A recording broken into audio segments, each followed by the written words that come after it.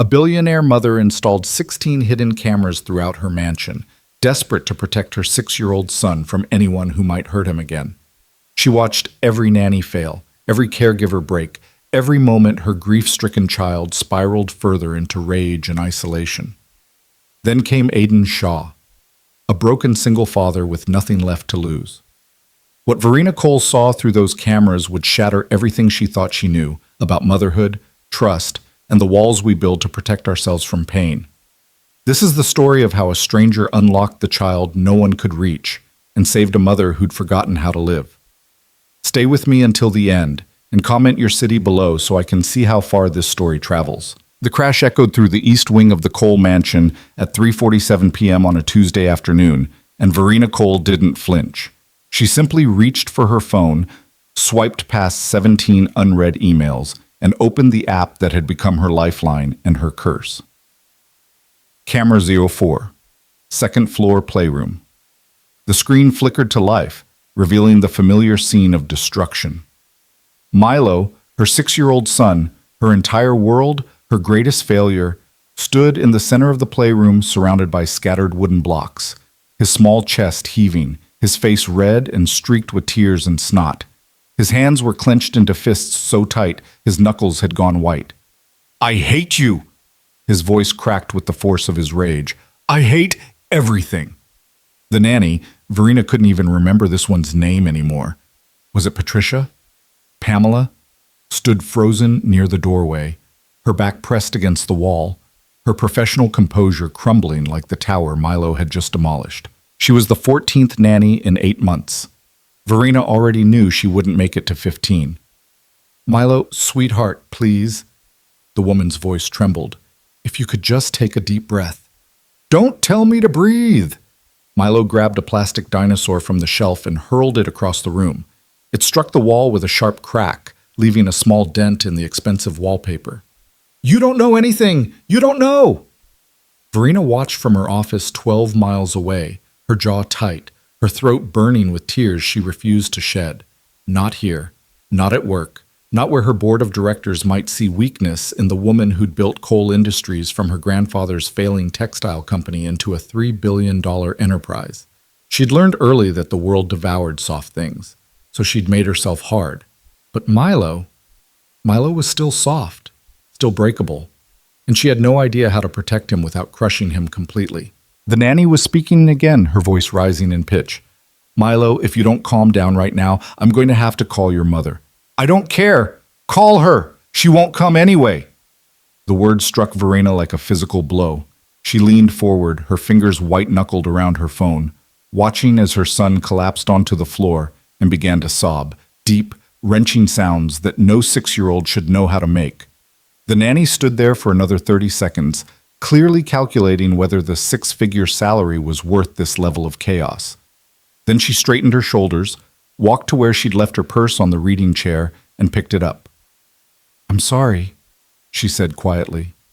Though whether she was speaking to Milo or to the cameras she suspected were watching, Verena couldn't tell. "I can't do this." She left the room. Milo didn't even look up.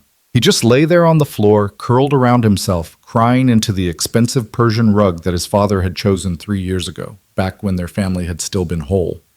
Verena closed the app, dialed her head of household. "Marcus, the nanny quit. Call the agency. Tell them we need someone by tomorrow morning." "Ms. Cole." Marcus hesitated, which was unlike him. He'd worked for her family for 20 years and had perfected the art of discretion. "The agency said they're running out of qualified candidates willing to work with Milo. They asked if we might consider alternative approaches, therapy, perhaps, or Milo has therapy, 3 sessions a week. What he needs is consistency and someone who won't abandon him the moment things get difficult." Her voice came out sharper than she'd intended. She softened it, barely. "Just find someone, Marcus. Please." "Yes, ma'am." She ended the call and sat in silence, staring at the city skyline beyond her office windows. 43 floors above Manhattan, isolated and untouchable. Just the way she'd designed her life.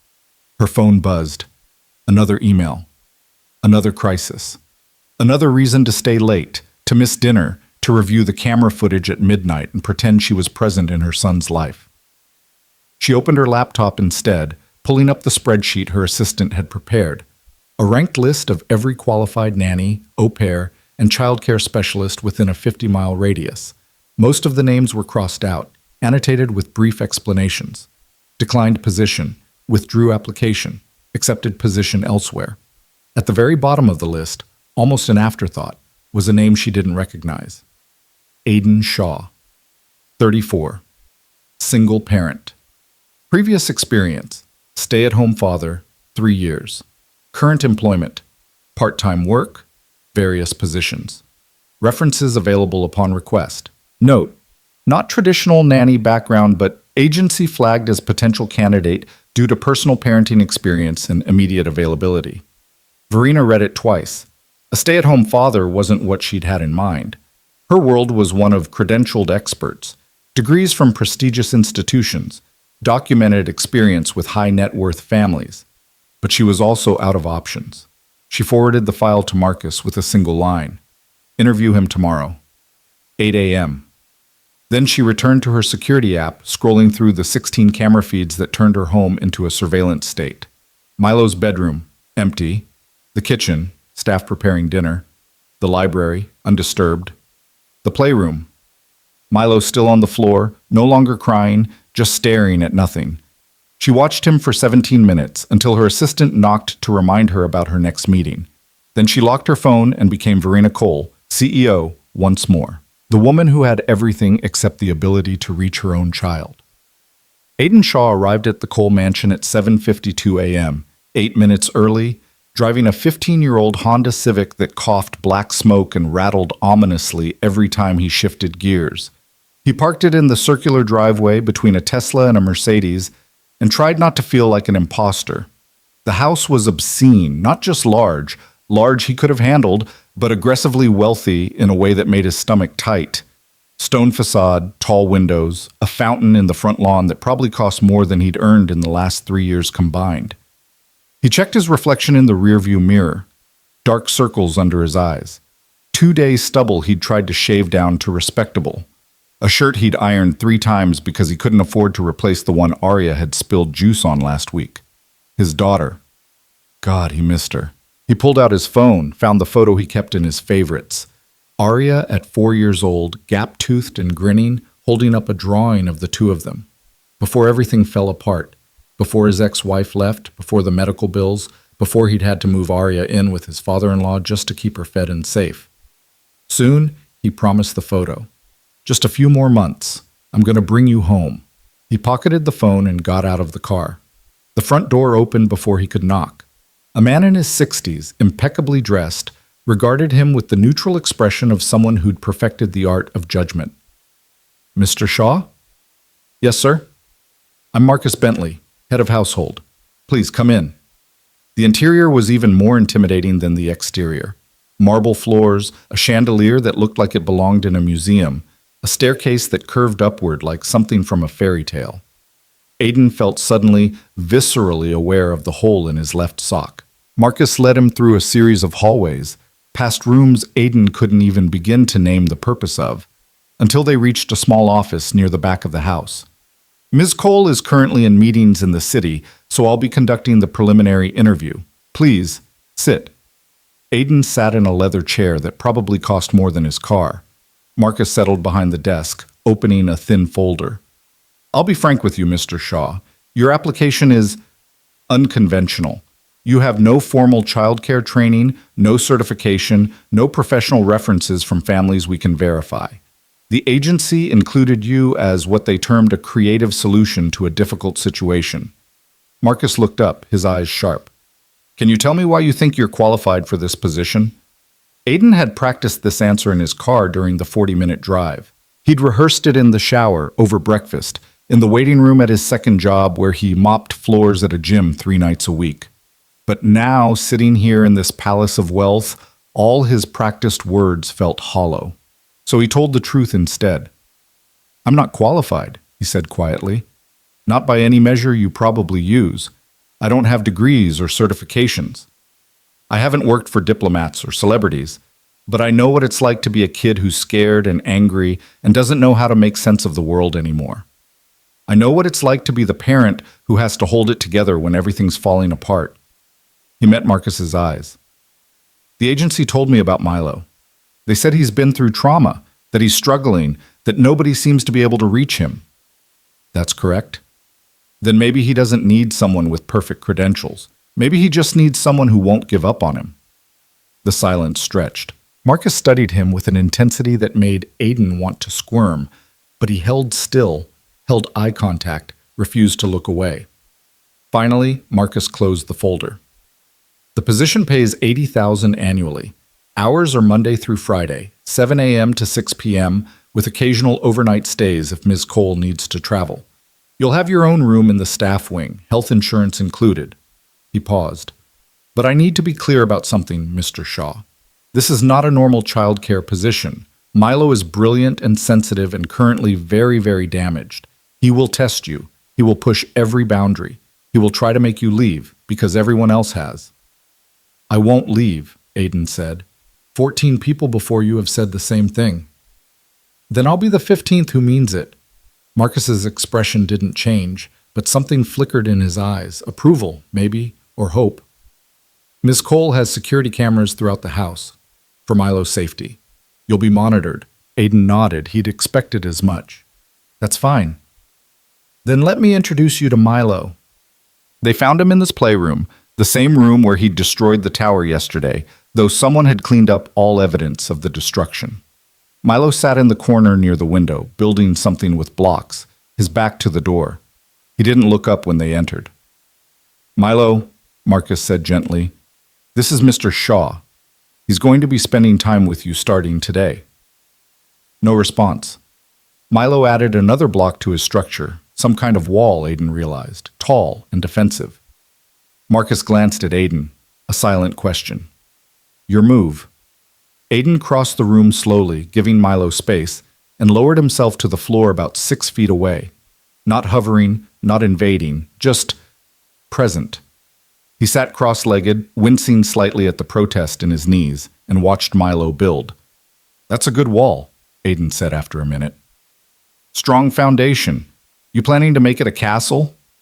Milo's hand stilled, but he didn't turn around. It's not a castle. What is it? It keeps people out. Aiden nodded, even though Milo couldn't see him. Makes sense. Walls are good for that. You should go away. I could, Aiden agreed, but I just got here, and I drove a really long way. My car made this sound like a dying robot the whole time. It was pretty embarrassing. Despite himself, Milo's shoulders shifted slightly. Not quite a laugh, but close. Why did you come if your car is stupid?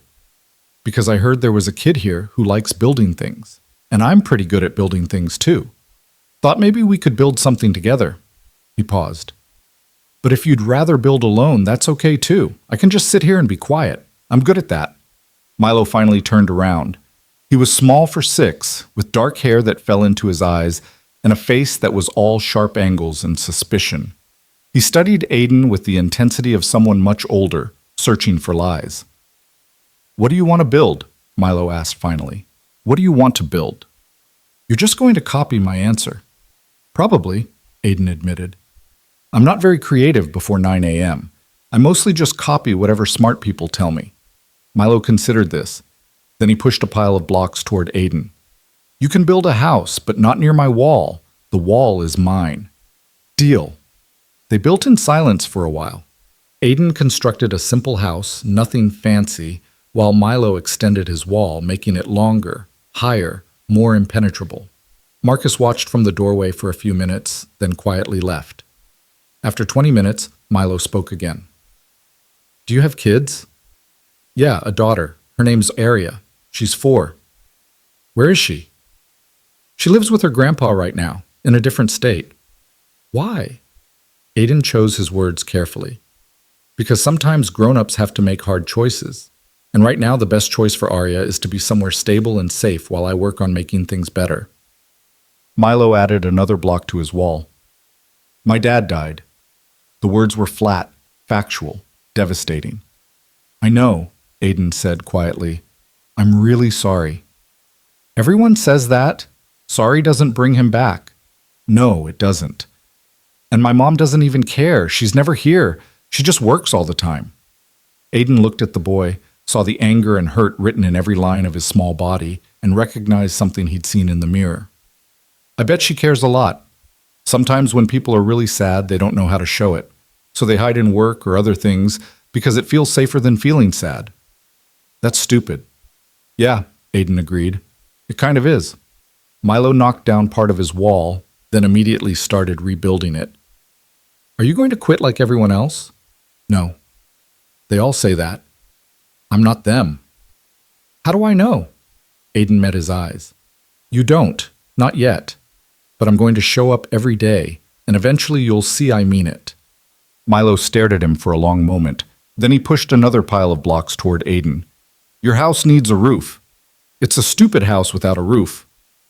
You're absolutely right, Aiden said, and started building. Done. 12 miles away in her office overlooking Manhattan, Verena Cole watched the entire exchange on her phone. She'd been in a budget meeting when the notification came through. Camera 04. Motion detected. She'd excused herself, claiming an urgent call, and locked herself in the executive bathroom to watch. Now she stood in that bathroom, her back against the cold marble wall, staring at the screen. The new hire, Aiden Shaw, sat on her son's playroom floor like he belonged there. No expensive suit, no artificial cheerfulness, no frustrated sighs when Milo gave short, hostile answers. Just quiet presence. Patience. The kind of ease around children that came from actual experience, not training manuals. When Milo pushed the blocks toward him and called his house stupid, Aiden had smiled. Not a fake, patronizing smile, but genuine amusement. And Milo, her beautiful broken boy who'd been screaming at strangers for months, was building beside him. Verena's hand trembled slightly as she paused the feed, zooming in on her son's face. He looked focused, calm. Not happy, not yet, but not drowning either. She closed her eyes, leaning her head back against the wall. Please, she thought, a prayer to no one in particular. Please let this one work. Then she straightened her jacket, checked her reflection, and went back to her meeting, where she negotiated a $40 million merger without once revealing that her mind was 12 miles away, watching a stranger unlock the child she couldn't reach. The first week passed in a careful dance of boundaries and broken expectations. Aiden arrived every morning at 7 a.m., bringing with him the quiet steadiness that seemed to drain tension from rooms. He didn't try to force conversation or activities. He followed Milo's lead, offering options but never demands, sitting in comfortable silence when Milo needed space. The tantrums didn't stop. On Wednesday, Milo threw a cup of juice across the kitchen when Aiden suggested they make sandwiches together. On Friday, he locked himself in his bedroom for 3 hours, refusing to come out even for lunch.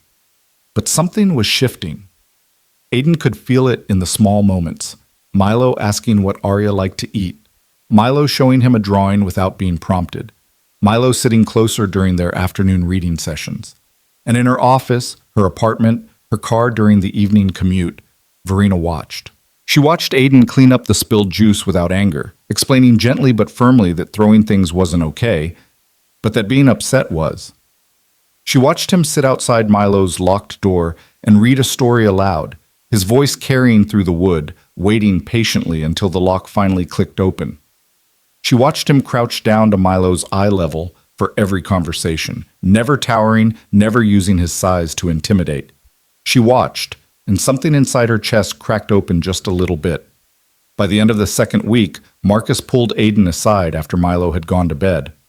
"You're doing well," Marcus said, which from him was the equivalent of a standing ovation. "Better than well." Milo's therapist called Ms. Cole yesterday. She said he's been more communicative in their sessions, talking about his feelings instead of just acting them out. Aiden felt relief flood through him. "That's good. That's really good. Ms. Cole wanted me to tell you," Marcus hesitated, choosing his words carefully. "She wanted me to tell you thank you. She's noticed the changes." "She's watching the cameras," Aiden said. It wasn't a question. "Yes." "That doesn't bother me. If I were her, I'd do the same thing." He paused. "Can I ask you something about what happened to Milo's father?" Marcus's expression shuddered slightly, but he nodded. "Car accident, 18 months ago. Drunk driver ran a red light. Mr. Cole died instantly. Ms. Cole and Milo were in the car, but they survived with minor injuries. His voice dropped. Minor physical injuries. Aiden's chest tightened.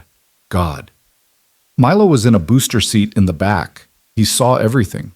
The therapy helps, but Marcus shook his head. Some things you can't unsee. And Ms. Cole, she threw herself into work. It's how she copes, how she's always coped.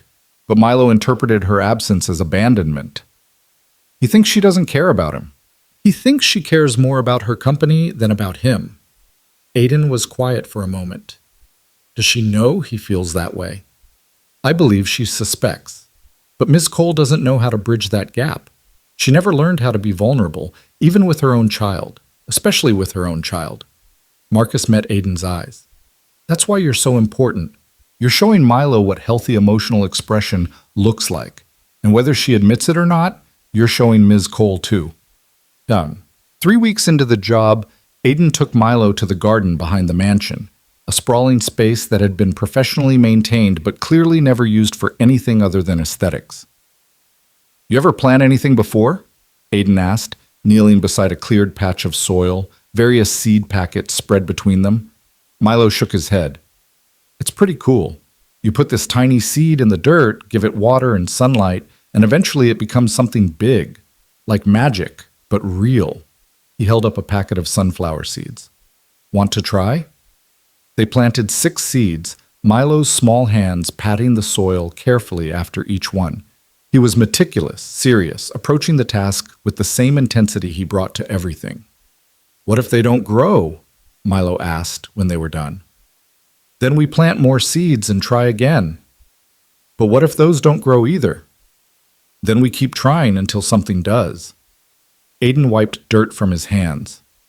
That's the thing about growing stuff. Sometimes it doesn't work the first time, or the second time, or even the 10th time. But you keep trying anyway, because the trying matters even if the outcome isn't guaranteed. Milo looked at him seriously. Are you talking about plants? Or about me? Aiden smiled. Maybe both. That night, Verena watched the footage 3 times. She watched Milo laugh when dirt got under his fingernails. She watched Aiden explain photosynthesis in a way that made it sound like a story. She watched her son carefully water the planted seeds, then stand guard over them for 20 minutes like a small, determined sentinel. And she cried. Not in her office, not in the bathroom, but in her bedroom with the lights off, where no one could see and no cameras could capture her breaking apart. She cried for her husband, for her son, for the mother she'd failed to become, for the fear that had turned her into a ghost in her own home. When the tears finally stopped, she lay in the darkness and thought about Aiden Shaw, this stranger who'd walked into her carefully controlled world and exposed every crack in her armor. She should have felt threatened, should have felt defensive. Instead, she felt something she hadn't felt in 18 months. Hope. By week 4, Milo started asking when Aiden would arrive each morning. He'd wait by the front windows, watching for the rattling Honda Civic, then run to greet him at the door. You're late, Milo announced one Monday morning when Aiden arrived at 7:03. 3 minutes. I got stuck behind a garbage truck. You should leave earlier.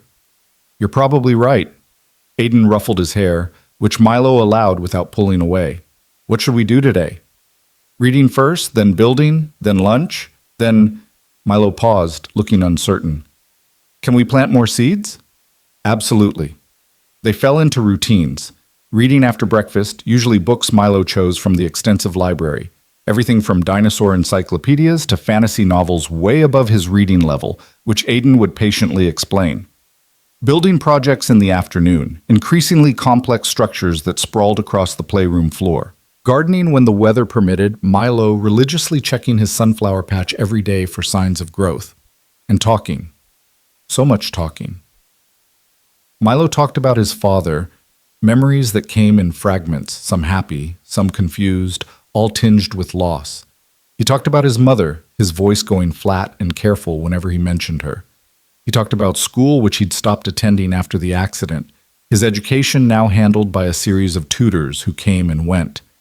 He talked about being scared and angry and lonely, his vocabulary for emotions growing more sophisticated each week. Aiden listened, always listened, never dismissed or minimized, just made space for whatever Milo needed to say. Why do you listen so much? Milo asked one afternoon. They were on the floor, Milo drawing while Aiden sorted through building materials. Other grown-ups always try to fix things. You just listen. Because sometimes people don't need things fixed, Aiden said. Sometimes they just need to be heard. Is that what your daughter needs? To be heard? The question caught Aiden off guard. He set down the blocks he'd been holding. Yeah, I think so. Do you miss her? Every day. Then why don't you live with her? It was the question Aiden had been dreading and expecting in equal measure. He took a breath, choosing honesty. Because right now, I can't give her the kind of home she deserves. Her grandpa has a house, a yard, stability. I have a studio apartment and 2 part-time jobs, but I'm working on it. That's why I took this job, so I can save money and bring her home. Milo was quiet for a moment. Then, she's lucky. What do you mean? You miss her. You're working hard to be with her again. She's lucky you want to be with her. The pain in those words was a punch to Aiden's chest. He shifted closer, waiting until Milo looked at him. Milo, your mom wants to be with you. I know it doesn't feel like that right now, but I promise you, she does. Then why is she never here? Because she's scared. And when people are scared, sometimes they do things that don't make sense, that hurt people they love. He paused. But that doesn't mean the love isn't there. Milo went back to his drawing, a house with 4 windows, a door, and 2 stick figures in front. I drew you an aria. Can I see? Milo held it up. The figures were smiling, holding hands, standing in front of a sunflower that was taller than the house. It's beautiful, Aiden said, his throat tight. You can keep it, for when you miss her. Aiden took the drawing carefully, like the treasure it was. Thank you, buddy. That night, Verena watched the exchange through tears she didn't bother to wipe away. She watched Aiden fold the drawing gently and slip it into his wallet. She watched Milo lean against his shoulder, comfortable in a way he'd never been with anyone else. And she realized with startling clarity that she wasn't just watching to protect Milo anymore. She was watching because she couldn't look away. Because Aiden Shaw had done something impossible. He'd made her want to be present in her own life again. The cameras had shown her everything. Now she just had to figure out what to do with what she'd seen. The morning everything shifted began like any other, with Verena in her office reviewing quarterly projections while secretly watching Camera 04. Milo and Aiden were in the kitchen, making pancakes, or rather, making an extraordinary mess that would have sent any of the previous nannies into cardiac arrest. Flour dusted every surface. Eggshells littered the counter. Milo stood on a step stool, wielding a whisk like a weapon, attacking the batter with more enthusiasm than technique. You're supposed to stir it gently, Aiden said, laughing as batter splattered onto his shirt. Not murder it. But it's lumpy. I hate lumps. Lumps are fine. They cook out. Here, let me show you. Aiden guided Milo's hand, demonstrating the circular motion. See? Smooth, but not too much. If you overmix it, the pancakes get tough. How do you know that? Arya taught me. She's very particular about her pancakes. Milo's whisking slowed. What's she like? Arya? The question caught Aiden mid-reach for the vanilla extract. He set the bottle down carefully, considering. She's funny. Really funny. She tells these jokes that don't quite make sense, but she laughs so hard at them that you can't help laughing too. His voice softened. And she's brave. Braver than I was at her age. When things got hard, when her mom left and we had to move her to Grandpa's house, she didn't cry. She just held my hand and said, "It's okay, Daddy. We're going to be okay." Is she right? I'm trying to make her right. Milo poured batter onto the griddle with Aiden's help, watching the bubbles form across the surface. If you bring her here, can I meet her? If I bring her here? Aiden smiled. When I bring her here. And yeah, buddy, I'd like that a lot. Do you think she'd like me? The vulnerability in that question made Aiden's chest ache. Are you kidding? She'd love you. You could teach her how to build those amazing towers you make, and show her your drawings. And the garden. She'd go crazy for the garden. Really? Really? Milo flipped the pancake with intense concentration, his tongue poking out slightly. When it landed perfectly, he grinned, a real, unguarded smile that transformed his entire face. I did it. You absolutely did. That's a professional level flip right there. They ate the pancakes at the kitchen island, Milo insisting on drowning his in enough syrup to constitute a health hazard. He chattered about the sunflowers, which had finally sprouted, tiny green shoots pushing through the soil like miracles. About the book they were reading, the story about dragons and friendship that Milo insisted was scientifically inaccurate but emotionally satisfying. About everything and nothing, the words spilling out in a way that had become natural over the past month. Verena watched it all, her coffee growing cold in her hand. She watched the easy affection between them, the way Milo leaned into Aiden's space without fear, the way Aiden listened like every word Milo said mattered. And she felt the guilt rise like bile in her throat. This should be her. She should be the one making pancakes, hearing about the sunflowers, receiving those unguarded smiles. But she'd locked herself away in grief and work, built walls even higher than the ones Milo constructed with his blocks, and now a stranger was living the life she'd abandoned. Her phone buzzed, her assistant reminding her about the board meeting in 30 minutes. She closed the app, straightened her shoulders, and became the version of herself the world expected to see. But the image of Milo's smile stayed with her through every presentation, every decision, every moment she should have been focused on business, but found herself thinking about home. The days blurred together in a rhythm that felt almost normal. Aiden showed up every morning at 7, never late, never making excuses. He taught Milo how to crack eggs without getting shells in the bowl, how to tie his shoes using the bunny ear method, how to breathe through anger instead of drowning in it.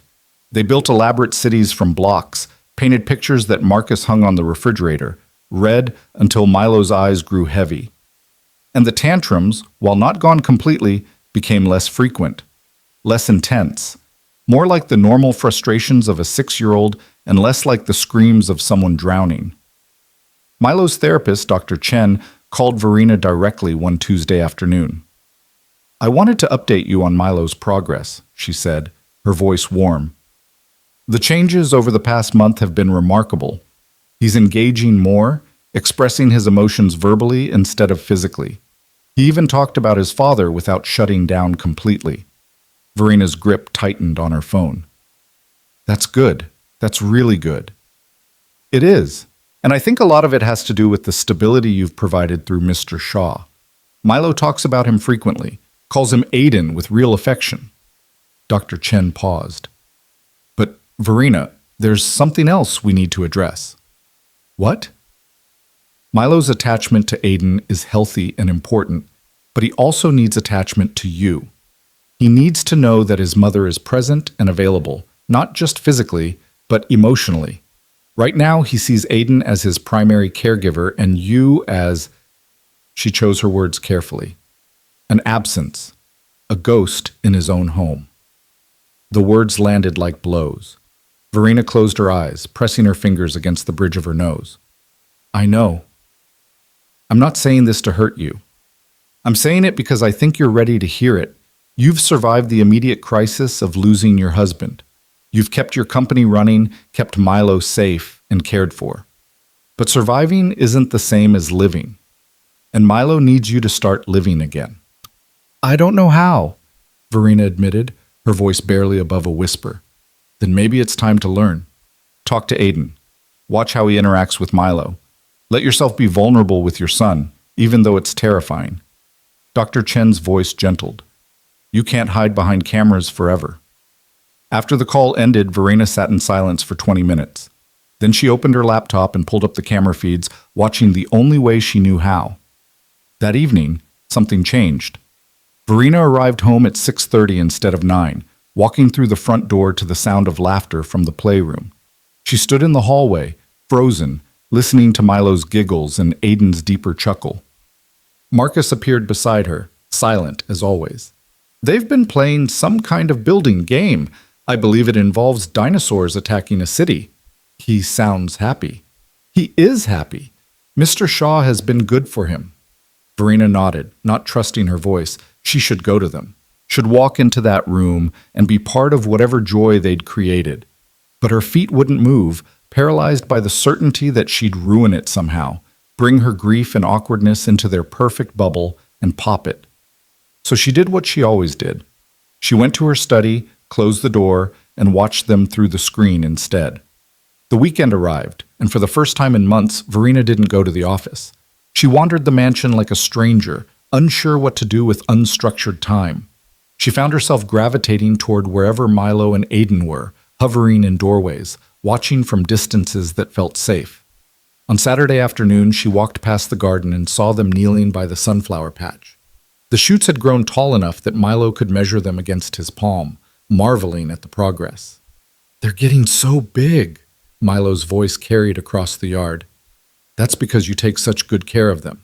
Water, sunlight, talking to them. You're doing everything right." "You talk to plants?" "Sometimes. My mom used to say it helped them grow. I don't know if it's scientifically true, but it can't hurt." Milo leaned down, putting his face close to the tallest shoot. "Grow big and strong," he whispered. "You can do it." Verena's throat closed. She turned away before they could see her, pressing her back against the side of the house, fighting tears. This was her son. Her beautiful, resilient son who'd survived trauma and loss and her own inadequacy as a mother. And he was healing, growing, finding joy again. Without her. Because of her absence. She went back inside, climbed the stairs to her bedroom, and for the first time since installing the cameras, she considered turning them off. Not because she trusted Aiden, though she did, she realized completely, but because watching was no longer enough. It was becoming torture, showing her everything she was missing, everything she'd failed to be. But she couldn't bring herself to delete the app. Not yet. So she compromised, setting it aside on her nightstand and forcing herself to spend the rest of the weekend doing other things. Reading, answering emails, existing in her own home without constant surveillance. It felt like withdrawal. Monday morning brought another shift. Verena had a breakfast meeting in the city that ran late, which meant she wasn't at her desk for Aiden's arrival. But at 10:30, during a brief break, she pulled out her phone. The kitchen camera showed Aiden and Milo baking something, cookies maybe, from the chocolate chips scattered across the counter. But it was what she heard that stopped her breath. "Aiden?" Milo's voice was quieter than usual. "Can I ask you something?" "Always." "Why doesn't my mom like being around me?" The question hung in the air like smoke. Aiden set down the spoon he'd been holding, his expression careful. "Milo, your mom loves you so much." "Then why is she never here?" "Because..." Aiden crouched down to Milo's level, his voice gentle but honest. "Because sometimes when people lose someone they love, they forget how to be close to other people. They get scared that if they love too much, they'll lose again. So they put up walls and hide behind work or other things, not because they don't care, but because they care so much it hurts." "That's stupid." "Yeah," Aiden agreed.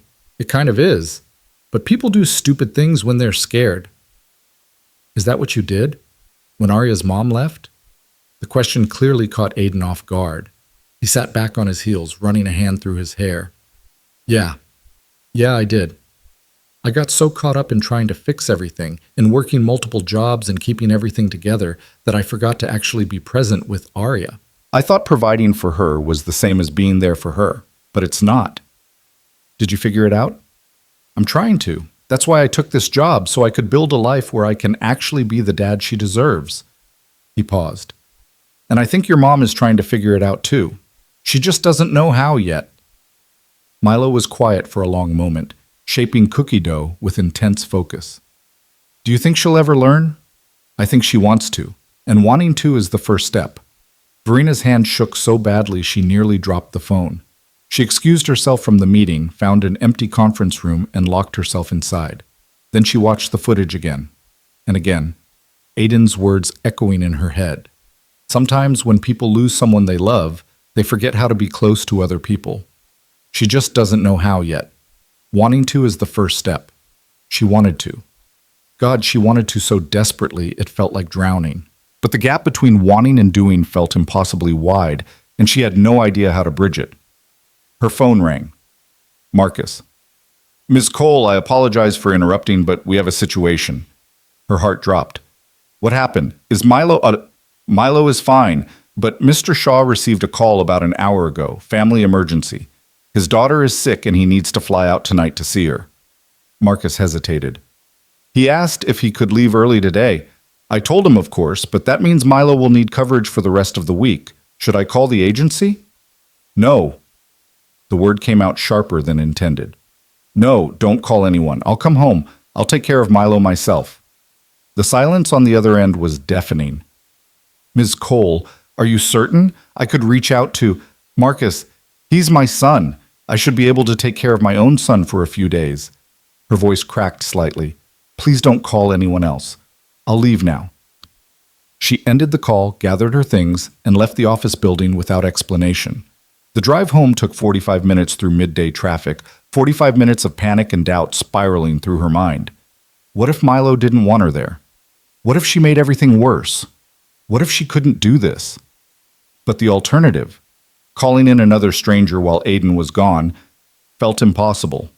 Milo had already attached to Aiden. Having him disappear, even temporarily, would be hard enough without adding another new person to the mix. She pulled into the driveway at 12:15. Through the front windows, she could see Aiden in the foyer, a small duffel bag at his feet, kneeling in front of Milo. Verena walked in quietly, catching the tail end of their conversation. Just for a few days, buddy. I'll be back Friday, I promise. But what if Arya is really sick? What if you need to stay longer? Milo's voice was tight with barely controlled panic. Then I'll call you and explain everything, and we'll figure it out together. But I'm not disappearing. I'm not leaving for good. This is just temporary. Everyone says things are temporary, and then they never come back. Aiden pulled Milo into a hug, holding him close. I know. I know people have broken that promise to you before, but I won't. I swear to you, Milo, I will come back. You promise? I promise. Verena cleared her throat softly. They both turned, Milo's expression immediately shuddering when he saw her. Mr. Shaw? She said, her voice steadier than she felt. I heard about your daughter. I hope she's all right. Aiden stood, releasing Milo reluctantly. Thank you, Ms. Cole. Her grandfather said it's just a bad fever, but she's been asking for me. I need to see her. Of course. Take as much time as you need, and please... She hesitated, then reached into her purse, pulling out her personal credit card. Use this for any medical expenses, or travel costs, whatever you need. He stared at the card like it might bite him. Ms. Cole, I can't... You can. Consider it a bonus. Or an advance on your salary. I don't care what you call it, but if your daughter needs care, she should have it without you worrying about cost. Her voice softened. Go take care of your child, Mr. Shaw. That's what matters. For a moment, Aiden looked like he might argue. Then he took the card carefully, slipping it into his wallet.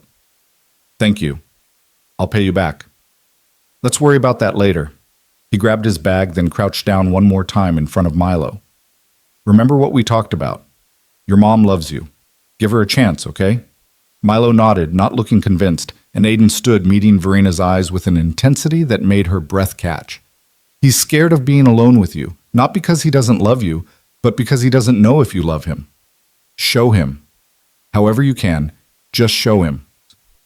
Then he was gone, the front door closing behind him, leaving Verena alone with her son for the first time in longer than she could remember. Milo stood in the foyer, his arms crossed, his expression guarded. The silence stretched between them like a chasm. So, Verena said finally, her voice coming out awkward and too formal. What should we do? I don't know. What do you want to do? I asked you first. You're the grown-up. You're supposed to decide. Verena took a breath, forcing herself to be honest. Milo, I don't know what we should do. I don't know what you like to do anymore. I don't know your routines or your favorite foods or what makes you happy, and that's my fault. She struggled for words. I've been hiding. From you, from my feelings, from everything, and I'm sorry. Milo's arms tightened around himself. Aiden says you're sad about Daddy. Aiden's right. I am sad about Daddy every single day. Me too. I know, sweetheart. I know you are. Then why can't we be sad together instead of you being sad at work? The question broke something in her chest. She knelt down, bringing herself to his level the way she'd seen Aiden do 100 times through the cameras. Because I was scared that if I let myself feel sad around you, I wouldn't be able to stop. And I thought you needed me to be strong. I don't need you to be strong. I need you to be here. Tears spilled down her cheeks before she could stop them. You're right. You're absolutely right. Milo watched her cry with wide eyes, like he'd never seen her do it before. He probably hadn't. She'd hidden every tear, every moment of weakness, afraid that showing vulnerability would shatter the last pieces of their broken family. But maybe hiding was what had shattered them instead. Mom? Milo's voice was small. Are you okay? No, she admitted. I'm not okay. But maybe that's all right. Maybe we don't have to be okay all the time. Slowly, carefully, Milo stepped forward. He wrapped his small arms around her neck, and Verena pulled him close, holding him the way she should have been holding him for months. He smelled like sunshine and chocolate chips and everything she'd been missing. I love you, she whispered into his hair. I love you so much, Milo. I'm so sorry I made you doubt that. I love you too, Mom. They stayed like that for a long time, kneeling on the marble floor of the foyer, holding each other while the afternoon sun streamed through the tall windows. Eventually, Milo pulled back, wiping his nose on his sleeve. Aiden and I were making cookies before he left. They're probably ready to go in the oven now. Would you want help with that? Milo considered her seriously. Do you know how to make cookies? I used to, before I started buying them from fancy bakeries. She managed a small smile. But I'm willing to learn again, if you'll teach me. Okay, but you have to do exactly what I say. Aiden taught me the right way. Deal. They went to the kitchen together, where the cookie dough waited in neat rows on baking sheets. Verena preheated the oven while Milo explained each step with the seriousness of a general planning military strategy. You have to set the timer for exactly 12 minutes. Not 11, not 13. 12. 12 minutes. Got it. And you can't open the oven to check on them. Aiden says that lets out the heat and makes them cook weird. No opening the oven. Understood. They slid the trays in and set the timer. While they waited, Milo pulled out the drawings he'd been working on. Elaborate scenes of dragons and castles, and in one corner, stick figures that Verena recognized as himself, Aiden, and Arya. These are beautiful, she said, studying them carefully. You're really talented. Aiden says art is about expressing feelings, not about making it perfect. Aiden sounds very wise. He is. Milo paused. Do you think he's okay? Do you think Arya's really sick, or if it's something worse? The worry in his voice made Verena's heart ache. I think Arya is going to be fine, and I think Aiden will take good care of her just like he takes good care of you. He promised he'd come back. Then he'll come back. He seems like someone who keeps his promises. The timer beeped. They pulled out the cookies, slightly overdone on the edges but otherwise perfect, and ate them warm at the kitchen island, chocolate melting on their fingers. Milo chattered about the sunflowers, about the book he and Aiden were reading, about everything and nothing, and Verena listened with an attention she hadn't given anything in months. That evening, after dinner that Marcus had prepared because Verena's cooking skills had atrophied beyond repair, Milo asked if she'd read him a bedtime story. They went to his room, where Verena hadn't been in weeks, and she looked around at how much had changed. Drawings covered the walls, Milo's artwork, colorful and chaotic and beautiful. The bookshelf had been reorganized, clearly by someone who cared about categorization. The bed had new sheets, dark blue with constellations. Aiden picked those out, Milo said, following her gaze. He said everyone needs stars to look at before they fall asleep. Verena's throat tightened. She settled on the edge of the bed while Milo climbed under the covers, holding up a thick fantasy novel. This one. We're on chapter 7. She read until her voice grew hoarse, until Milo's eyes drooped and his breathing evened out. Then she sat there in the dim light of his constellation sheets, watching him sleep, and let herself feel the full weight of what she'd nearly lost. Her phone buzzed quietly. A text from an unknown number. Ms. Cole, it's Aiden. Arya's fever broke. She's going to be fine. Just wanted you to know so you could tell Milo in the morning. And thank you again for the card. You didn't have to do that. She typed back carefully. I'm glad she's okay. And yes, I did have to. Please don't worry about money. Just focus on your daughter. A moment later. How did today go? She stared at the question for a long time before responding. It was hard. and scary, and the best day I've had in 18 months. Thank you for pushing me to try. You're the one who showed up. That's the hardest part.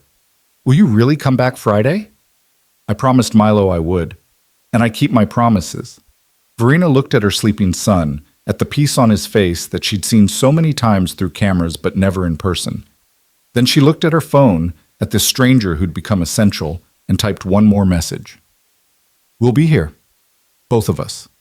She stood quietly, turning off the light but leaving the door cracked open the way Milo liked it. Then she went to her own room, pulled out her phone one last time, and did something she hadn't done in 4 weeks. She opened the security app and deleted every indoor camera feed. Not permanently. She could reinstall them later if needed. But for now, for tonight, she chose trust over surveillance, chose presence over watching, chose to believe that some things didn't need to be monitored to be real. The week passed in a strange, stumbling dance of learning. Verena worked from home, taking meetings in her study but emerging regularly to check on Milo. They made meals together, chaotic, messy attempts that often required Marcus's intervention.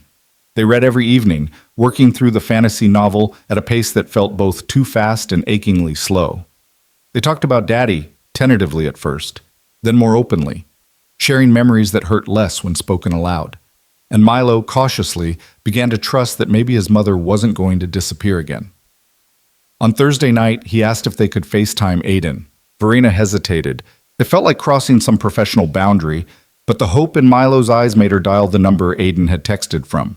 He answered on the third ring, his face appearing on screen with a tired smile. Behind him, Verena could see a small, cluttered living room. Hey, buddy. Aiden's expression brightened. I was just thinking about you. Hi, Aiden. Mom and I made spaghetti tonight and it was really bad, but we ate it anyway. Aiden laughed. That's the spirit. How are the sunflowers? Still growing. I measured them this morning. They're almost up to my knee now. They talked for 15 minutes, Milo filling Aiden in on every detail of the past 4 days. Then a small face appeared beside Aiden's, a little girl with dark curls and enormous brown eyes. Is that Milo? She asked shyly. Sure is. Milo, this is Arya. Arya, this is my friend Milo I've been telling you about. Hi, Milo said, suddenly shy himself. Are you feeling better? Arya nodded. Uh-huh. Daddy made me soup and read me stories, and now my fever is gone. That's good. Aiden is really good at taking care of people. I know, he's the best daddy. Verena watched the interaction, saw the gentleness in how Aiden spoke to both children, the easy affection.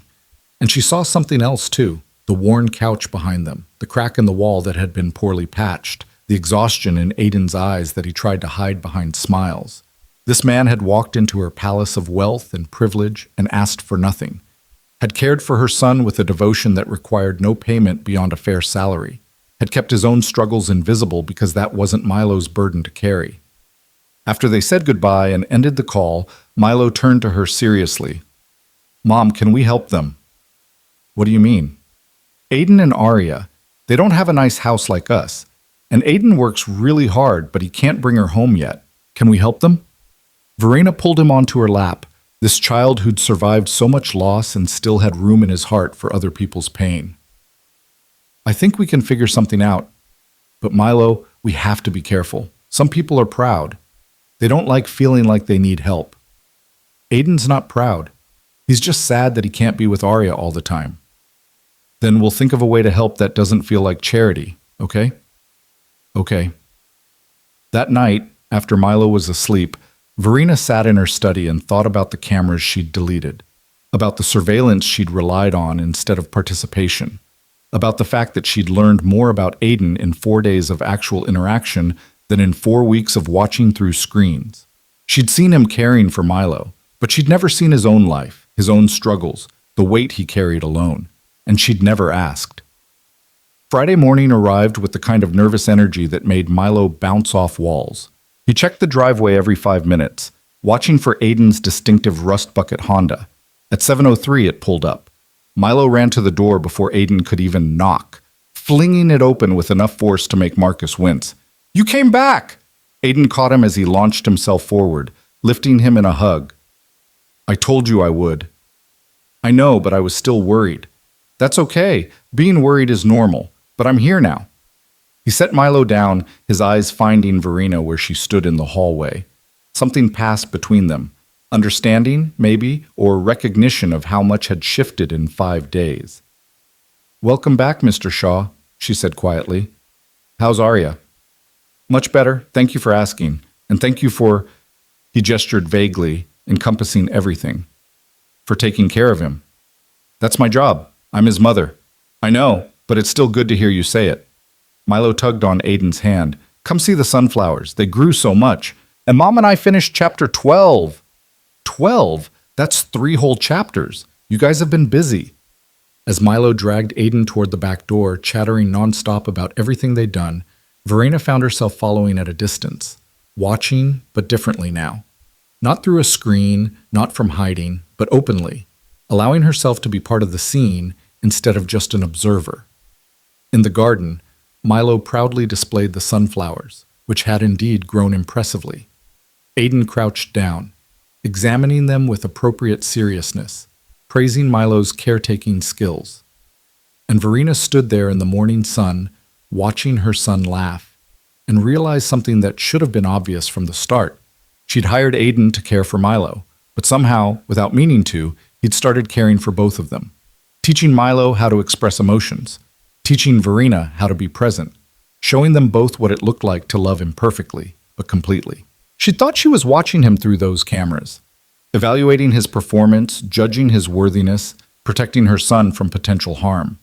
But the truth was simpler and more terrifying. She'd been watching because she was learning how to be the mother Milo needed, learning how to connect again, how to feel again, how to live in her own life instead of observing it from a safe distance. And now, standing here in the garden with her son's laughter ringing out, and this stranger who wasn't a stranger anymore teaching her child about growth and patience and care, she understood something else too. She wasn't ready to let Aiden Shaw walk out of their lives when this job eventually ended, which meant she needed to figure out what came next before that ending arrived. The fragile peace lasted exactly 11 days. Verena had fallen into a new rhythm, one that felt both foreign and right. She came home earlier most evenings, joining Milo and Aiden for dinner. She'd reinstalled the camera app, but found herself opening it less and less, choosing instead to simply walk into rooms where her son was rather than watching from afar. The work emails still flooded in. The board meetings still demanded her attention, but she'd started setting boundaries she'd never enforced before. Milo responded cautiously to her presence, like a wild animal learning that food offered from a hand wouldn't hurt him. He still gravitated toward Aiden naturally, still sought him out first when something went wrong, but he'd started including Verena too. Small things, showing her drawings, asking her opinion on which book to read next, letting her help with the sunflowers that were now tall enough to require stakes for support. It felt like healing, slow, uncertain, but real. Then came the Wednesday that shattered everything. Verena was in a video conference when her phone lit up with a notification. Camera 11. Study. Motion detected. She almost ignored it, but something about the timestamp made her pause. 3:47 in the afternoon. Milo should have been in the playroom or outside with Aiden, not in her study where she kept her late husband's things. She muted her microphone, opened the app with trembling fingers. The study looked like a crime scene. Books pulled from shelves, papers scattered across the floor, and in the center of it all, Milo stood surrounded by shattered clay sculptures. The pieces that Daniel had collected over their 12 years of marriage, folk art from their travels, each one precious and irreplaceable, now reduced to fragments. Milo held another sculpture in his hands, his chest heaving, his face contorted with something beyond simple anger. This was rage mixed with anguish, terror bleeding into destruction. "I hate them," his voice cracked. "I hate everything that reminds me he's gone." He threw the sculpture. It exploded against the fireplace, shards scattering like shrapnel. Verena's hand flew to her mouth, stifling a cry. Those sculptures. Daniel had loved those sculptures, had spent hours in this study, arranging and rearranging them, telling her the story behind each one. The bird from Morocco, the dancer from Bali, the turtle from that tiny gallery in Santa Fe. All gone. On screen, Aiden appeared in the doorway. Verena expected him to be angry, to grab Milo, to stop the destruction. Instead, he stepped carefully into the room, his expression calm despite the chaos, and lowered himself to the floor among the broken pieces. "I hate them too sometimes," Aiden said quietly. Milo spun around, another sculpture clutched in his white-knuckled grip. "You don't understand. You don't—" "I do." Aiden's voice was gentle but firm. "I understand hating things that remind you of what you lost, that make you remember what used to be but isn't anymore. Then why doesn't Mom get rid of them? Why does she keep Dad's things everywhere like he's coming back when we both know he's never coming back?" Tears streamed down Milo's face. "He's never coming back, and she won't admit it, and I can't. His words dissolved into sobs. He still held the sculpture, his arm drawn back, ready to throw. Aiden didn't move to stop him. Instead, he picked up one of the already broken pieces and held it out. "Here, break this one too." Milo stared at him, confused. "What?" "If you need to break things to get the feelings out, then break them. But do it on purpose. Not because you're out of control, but because you're choosing to. Here." He gestured to the fragments around him. "These are already broken. They can't hurt anymore. Break them again if you need to." Slowly, Milo lowered the intact sculpture. He took the shard from Aiden's hand and threw it weakly against the wall. It shattered further with a small, unsatisfying crack. "Harder," Aiden said. Milo picked up another piece, threw it with more force. The sound was sharper, more final. Again. Another piece, another throw, another explosion of fragments. "Keep going. Get it all out." Milo broke piece after piece, his throws becoming less about destruction and more about release. The sounds changed from violent to desperate to exhausted, until finally he stood among the rubble, empty-handed, his body shaking. "I miss him," Milo whispered. "I miss him so much it feels like I can't breathe." "I know, buddy.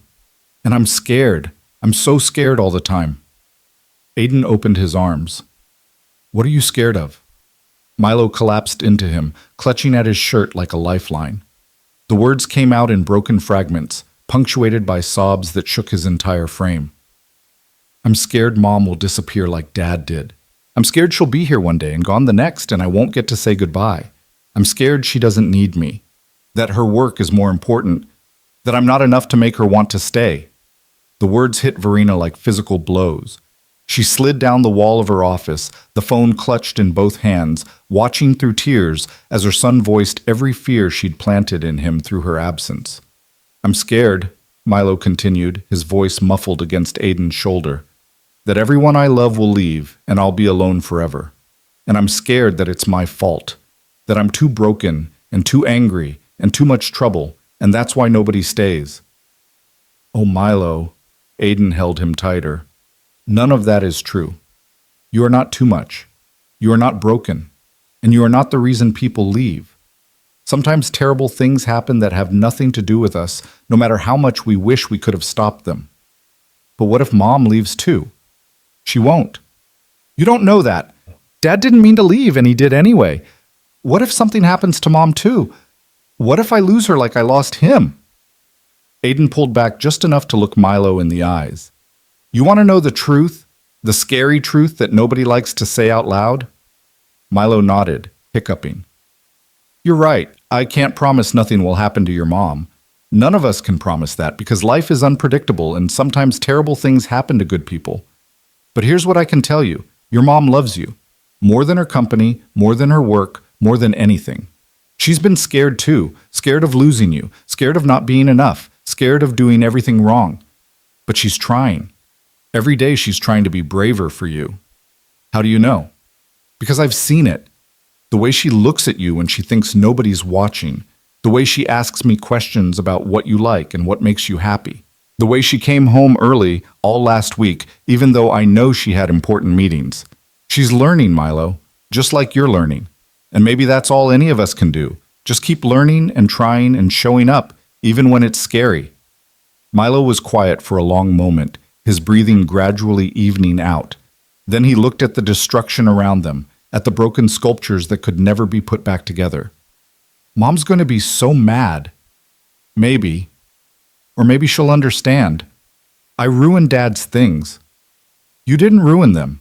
You expressed feelings that were too big to hold inside anymore. There's a difference. Aiden stood, lifting Milo with him. Come on, let's get you cleaned up, and then we'll figure out how to talk to your mom about this. I don't want to talk to her. She'll hate me. She won't hate you. She could never hate you.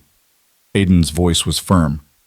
But we do need to tell her what happened. Not because you're in trouble, but because she needs to understand what you're feeling, okay? Milo nodded reluctantly, and they left the study. Aiden's arm around the boy's shoulders, steady and supporting. Verena sat on her office floor for another 5 minutes, unable to move, unable to process. Her son thought she might disappear, thought her work was more important than him, thought he was too broken to love, and he was destroying his father's memory because nobody had taught him how to hold grief without it destroying him first. She'd failed. As a mother, as a widow, as a human being, she had failed spectacularly. All her money, all her success, all her carefully controlled surveillance. None of it had protected Milo from the pain of losing his father and feeling like he was losing his mother, too. Her assistant knocked on the door. Miss Cole, they're waiting for you to unmute. Cancel the rest of my meetings, Verena said, her voice hollow. All of them. Today, tomorrow, the rest of the week. Cancel everything. But the board presentation, I said, cancel everything. She ended the video call without explanation, grabbed her bag, and left the office.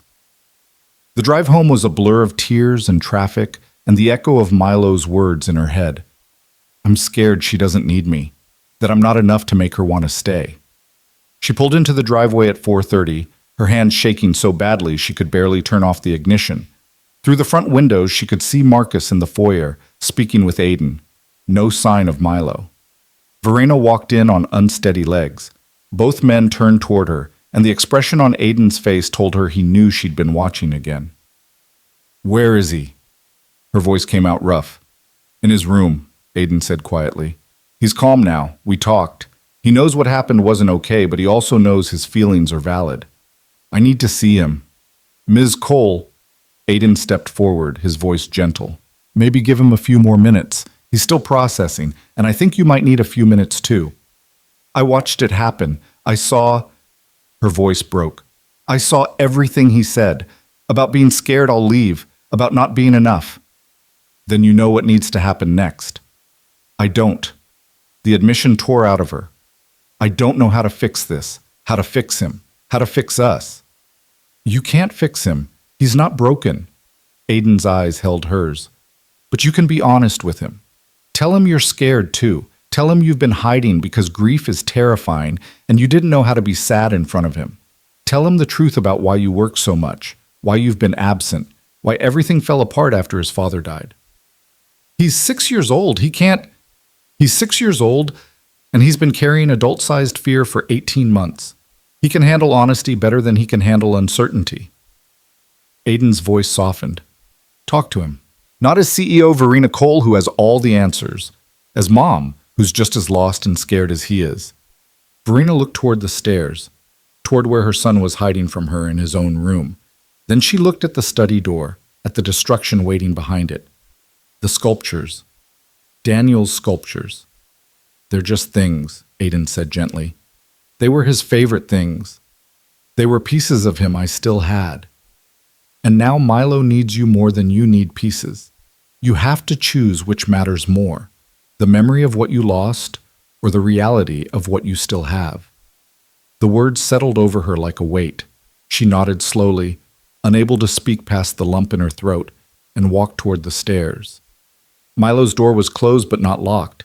Verena knocked softly. Milo? It's Mom. Can I come in? Silence. Then, quietly. Are you mad? No, sweetheart. I'm not mad. Can I please come in? The lock clicked. Verena opened the door to find Milo sitting on his bed, his knees drawn up to his chest, his eyes red and swollen from crying. He looked so small, so young, so terribly fragile. She crossed the room and sat on the edge of his bed, maintaining some distance, not wanting to crowd him. Aiden told me what happened in the study. Milo's face crumpled. I'm sorry. I'm so sorry, Mom. I didn't mean to. I know. And it's okay. It's not okay. I broke Dad's things. I broke everything, and I can't put it back together. And Milo, she reached out slowly, telegraphing the movement, and took his hand. Can I tell you something? Something I should have told you a long time ago? He nodded, tears streaming down his cheeks. Verena took a shaky breath. When Daddy died, I broke too. Not on the outside where people could see, but on the inside. And I was so scared of being broken in front of you that I hid. I hid behind work and meetings and this idea that if I could just keep everything else perfect, if I could just control everything else, then maybe the broken parts wouldn't matter. But that wasn't fair to you. Because you were breaking too, and instead of breaking together, I left you to break alone. You were sad, Milo whispered. I was devastated.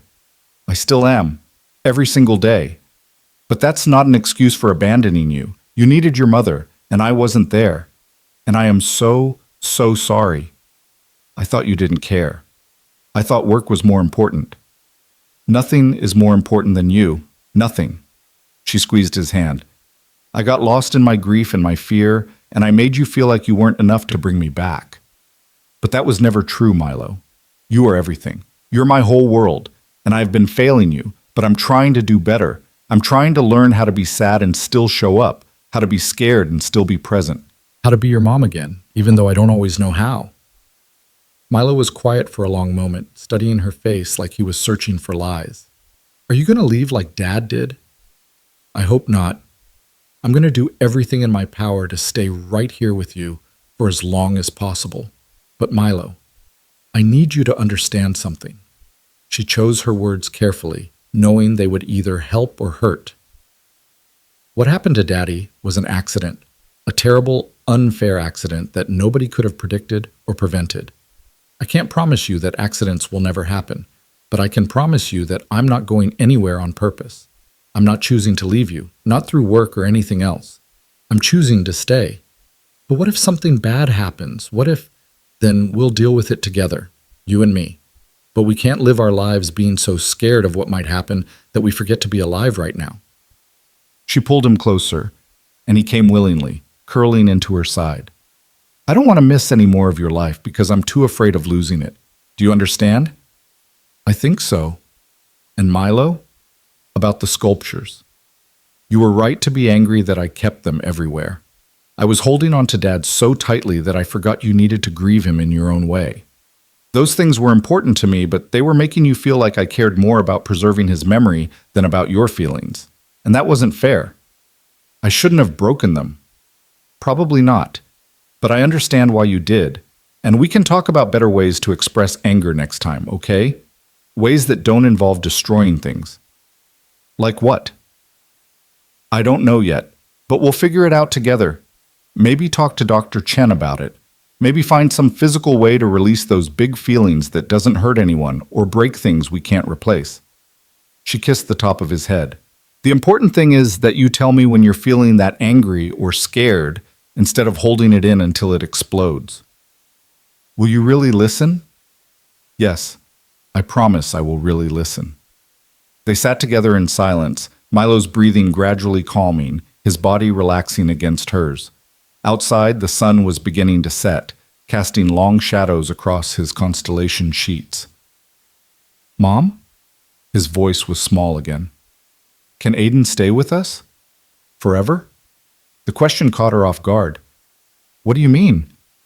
I mean, can he not be just my nanny? Can he be, like, part of our family? Because I don't want him to leave when I get older and don't need a nanny anymore. Verena's throat tightened. You really care about him, don't you?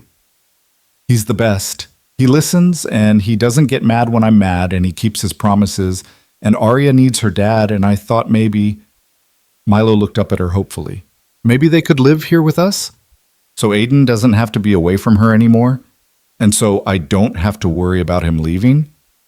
It was the question Verena had been dancing around for weeks, the idea that had been forming in the back of her mind every time she watched Aiden with Milo, every time she saw how naturally he'd integrated into their broken family and made it feel almost whole again. That's a big decision, she said carefully. We'd have to talk to Aiden about it, see what he wants. But Milo, even if Aiden can't live here permanently, that doesn't mean he's going to disappear from your life. We can make sure you stay connected to him, okay? But it's not the same. No, it's not the same. But sometimes we don't get exactly what we want, and we have to find ways to be happy with what we can have. Milo was quiet, processing. Then, can we at least ask him? About maybe helping him get Arya back? Yeah, sweetheart. We can definitely talk to him about that. They went downstairs together, Milo's hand in hers, and found Aiden in the kitchen with Marcus. Both men looked up as they entered, and Aiden's expression shifted to relief when he saw them together, united instead of fractured. Hey, buddy, Aiden said softly. How are you doing? Better. Mom and I talked. Milo squeezed Verina's hand. And I'm sorry about the sculptures, to both of you. I know they were special. They were just things, Verina echoed Aiden's earlier words. And things can be replaced. You can't be. Marcus cleared his throat discreetly. Ms. Cole, I took the liberty of cleaning up the study. The larger pieces I saved, in case you wanted to keep them. The rest I disposed of. And I've contacted the artist in Santa Fe who made several of the pieces.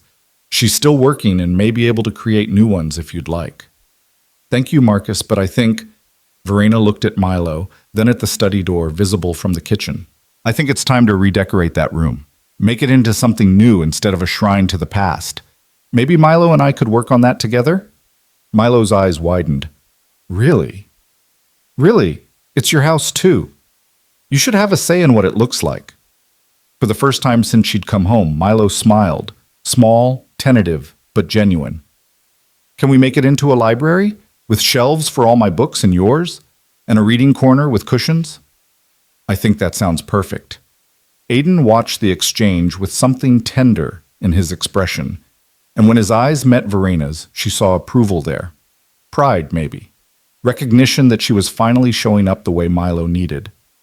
Later, after Milo had gone to bed, with both Verena and Aiden reading to him, trading off chapters until his eyes drifted closed, Verena found Aiden in the kitchen, cleaning up the dinner dishes. You don't have to do that, she said quietly. That's not part of your job description. I don't mind. Gives me something to do with my hands. He glanced at her. How are you holding up? Honestly, I'm wrecked. That thing he said, about being scared I'll disappear? Her voice wavered. I never meant to make him feel that way. I know. But the good news is you can change it. You already are changing it. Because of you. You're the one who taught him how to express his feelings, who taught me how to be present. I just showed him what my own daughter taught me, that the hardest feelings are the ones most worth expressing, and that love doesn't mean never being scared or angry or sad. It means being those things together. Verena leaned against the counter, suddenly exhausted. Milo asked if you could stay permanently, if you and Arya could move in here so he doesn't have to worry about you leaving. Aiden's hand stilled in the soapy water. He said that? He did, and I know that's not... I'm not asking you to... She fumbled for words. I just wanted you to know how much you mean to him, to us. Verena. He turned to face her fully, drying his hands on a towel. Can I be honest with you about something? Please. I didn't take this job just for the money. Yes, the money is important. I need it to bring Arya home. But I took this job because I saw a kid who was hurting the way my daughter was hurting, and I thought maybe I could help. I didn't expect to care about Milo the way I do. I didn't expect to care about you the way I do. Her breath caught. Aiden, let me finish, please. He set down the towel. You hired me to care for your son, and I do. But somewhere along the way, I started wanting more for both of you, started hoping you'd find your way back to each other.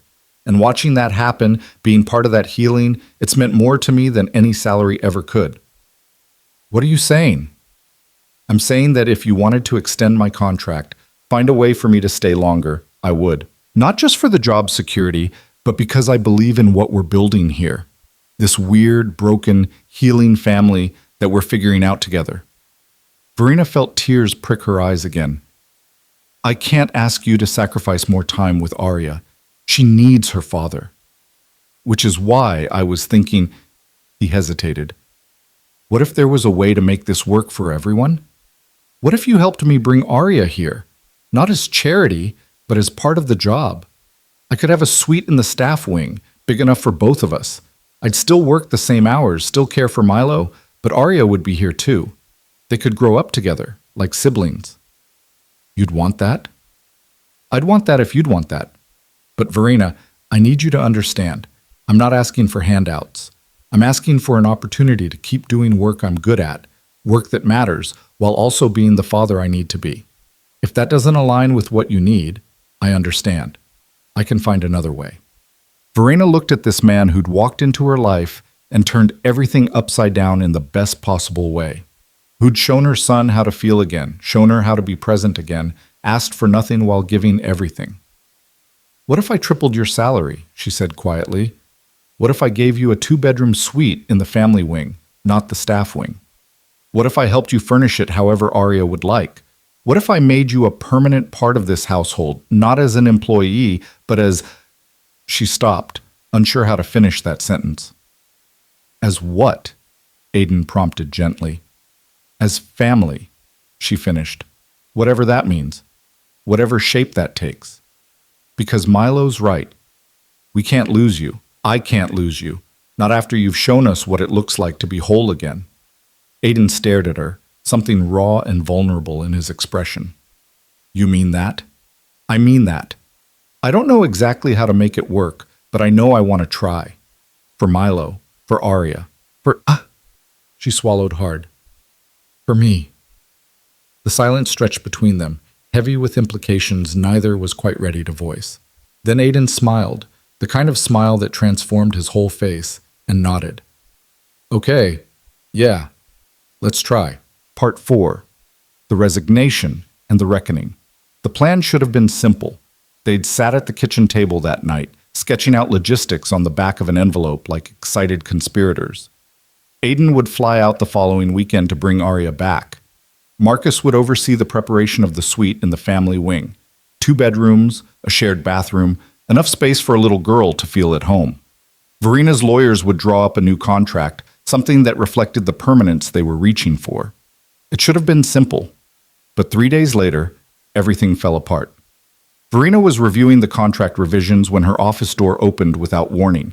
She looked up, prepared to scold whichever assistant had forgotten to knock, and found Aiden standing there instead. He'd never come to her office before, had never crossed that boundary between her work life and the fragile home life they were rebuilding. The expression on his face stopped her breath. We need to talk, he'd said quietly, and closed the door behind him. She stood automatically, her heart already racing. What happened? Is Milo Milo's fine. He's with Marcus. Aiden crossed to her desk but didn't sit, just stood there with his hands shoved in his pockets, his shoulders tense. I came to give you this. He pulled out a folded piece of paper and set it on her desk. Even before she opened it, Verena knew what it was. Her hands shook as she unfolded the letter, her eyes scanning the neat handwriting that somehow made everything worse. Dear Ms. Cole, this letter serves as my formal resignation from the position of child care provider for your son, Milo Cole, effective 2 weeks from today's date. I want to be clear that this decision has nothing to do with Milo or any dissatisfaction with the position itself. Working with your son has been one of the most meaningful experiences of my life, and I will carry the memory of our time together always. However, I believe it's in Milo's best interest that I step back before his attachment to me becomes something that could hurt him. He deserves stability with his primary caregiver, you, and I'm concerned that my continued presence might hinder rather than help his healing. The words blurred as tears filled her eyes. She forced herself to keep reading. I've watched you become the mother he needs over these past weeks. You don't need me anymore. And when you realize that, when you're ready to move forward without my help, my leaving will only hurt Milo more if we wait. I'm sorry for the short notice, and I'm sorry for backing out of our arrangement regarding Arya. I thought I could make it work, but I'm not sure it's the right thing for anyone involved. Thank you for trusting me with your son, Aiden Shaw. Verena set the letter down carefully, fighting the urge to crumple it into nothing. When she finally looked up at Aiden, her voice came out sharp and cold, the CEO voice she used when someone was wasting her time. You're quitting? Yes? After everything we talked about? After promising Milo you'd stay? After making plans to bring Arya here and become part of this family? You're just walking away. I'm not walking away. That's exactly what you're doing. She stood, her hands flat on the desk to keep them from shaking. You're running, just like everyone else who's gotten close to Milo and decided he was too much work. Just like every nanny who quit after 2 weeks because it was easier than trying. Aiden's jaw tightened. That's not fair. Fair? You want to talk about fair? You spent 2 months teaching my son how to trust again, how to open up, how to believe that people won't abandon him. And now you're proving him right. Everyone leaves, even you. That's not why I'm leaving. Then explain it to me. She crossed her arms, her throat burning with unshed tears. Explain how this isn't exactly what Milo was terrified of. Explain how you're not doing exactly what you promised you wouldn't do. Aiden ran both hands through his hair, his composure cracking. Because he's too attached. Can't you see that? He's not just attached to me as a caregiver. He's starting to see me as a replacement for his father. And that's not healthy. That's not fair to Daniel's memory. And it's not fair to you. Daniel is dead. The words came out harsh, brutal. And Milo needs people who will show up for him. People who won't disappear the moment things get complicated. I'm trying to prevent him from getting hurt worse later. By hurting him now instead? That's your solution? You're ready to be his mother again. Aiden's voice rose for the first time since she'd known him. You don't need me hovering around, teaching you how to parent your own child. You figured it out. You're showing up, you're being present, you're doing everything right. So what's my role now? To stick around until you realize you don't need the training wheels anymore. To become so integral to Milo's life that when I eventually have to leave, it destroys him? Who said you'd have to leave? Everyone leaves eventually. Jobs end. People move on. And the longer I stay, the harder it will be when what? Verena demanded. When life happens? When circumstances change? Aiden, that's just life. We can't protect Milo from every possible hurt by preventing him from getting attached to people. That's not protection. That's isolation. You don't understand. Then make me understand.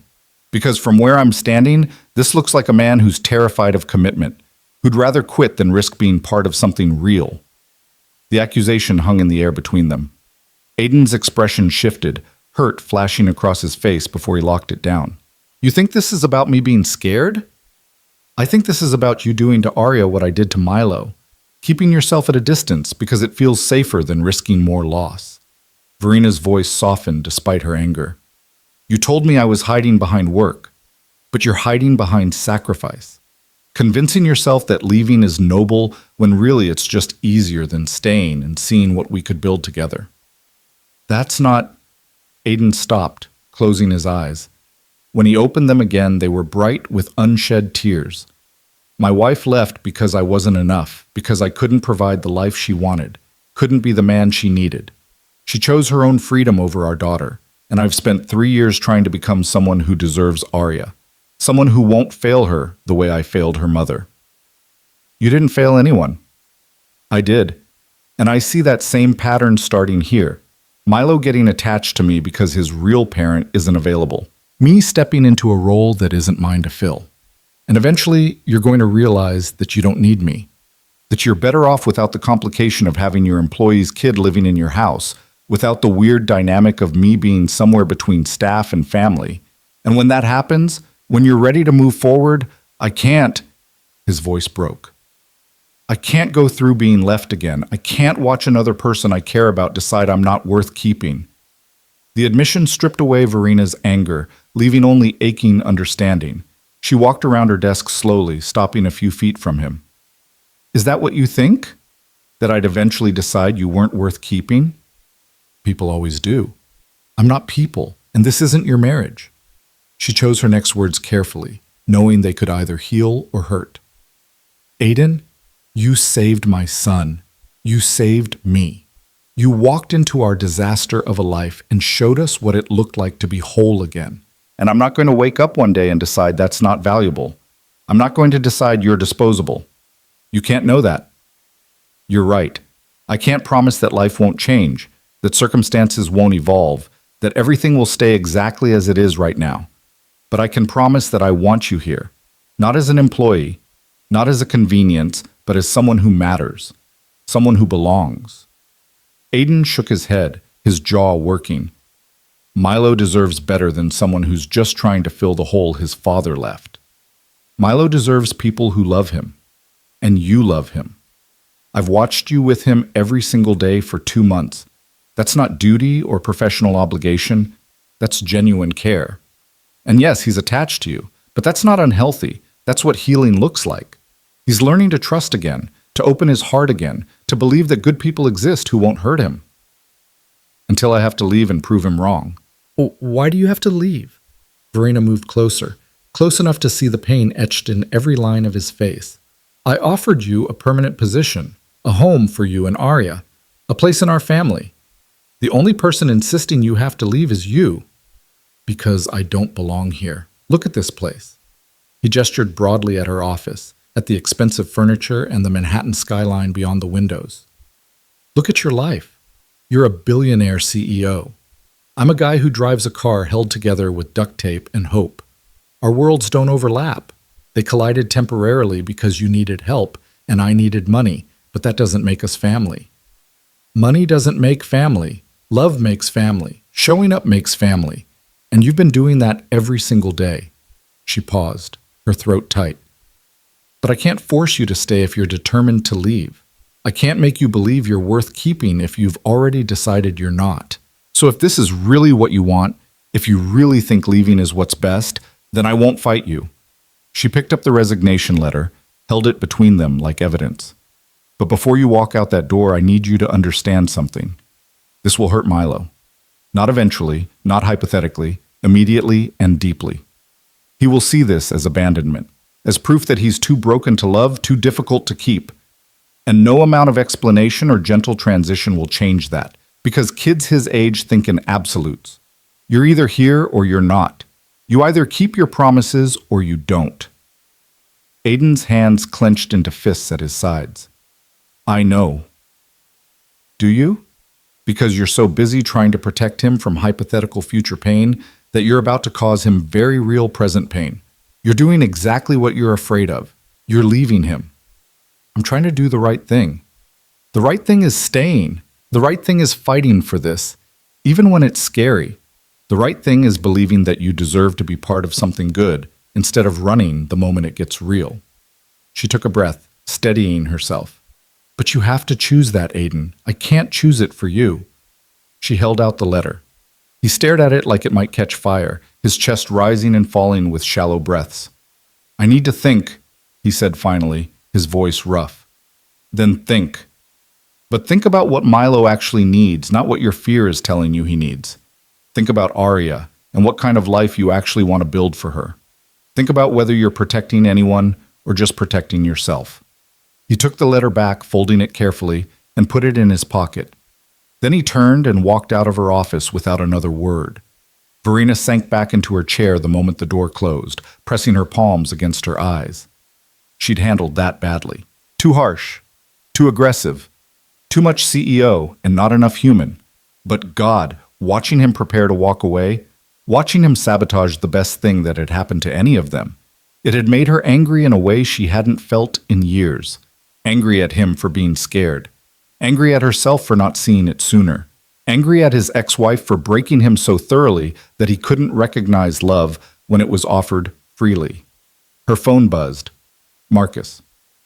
Ms. Cole, Mr. Shaw just left the building. He looked quite upset. Milo saw him go and is asking questions. Verena's heart sank. What did you tell him?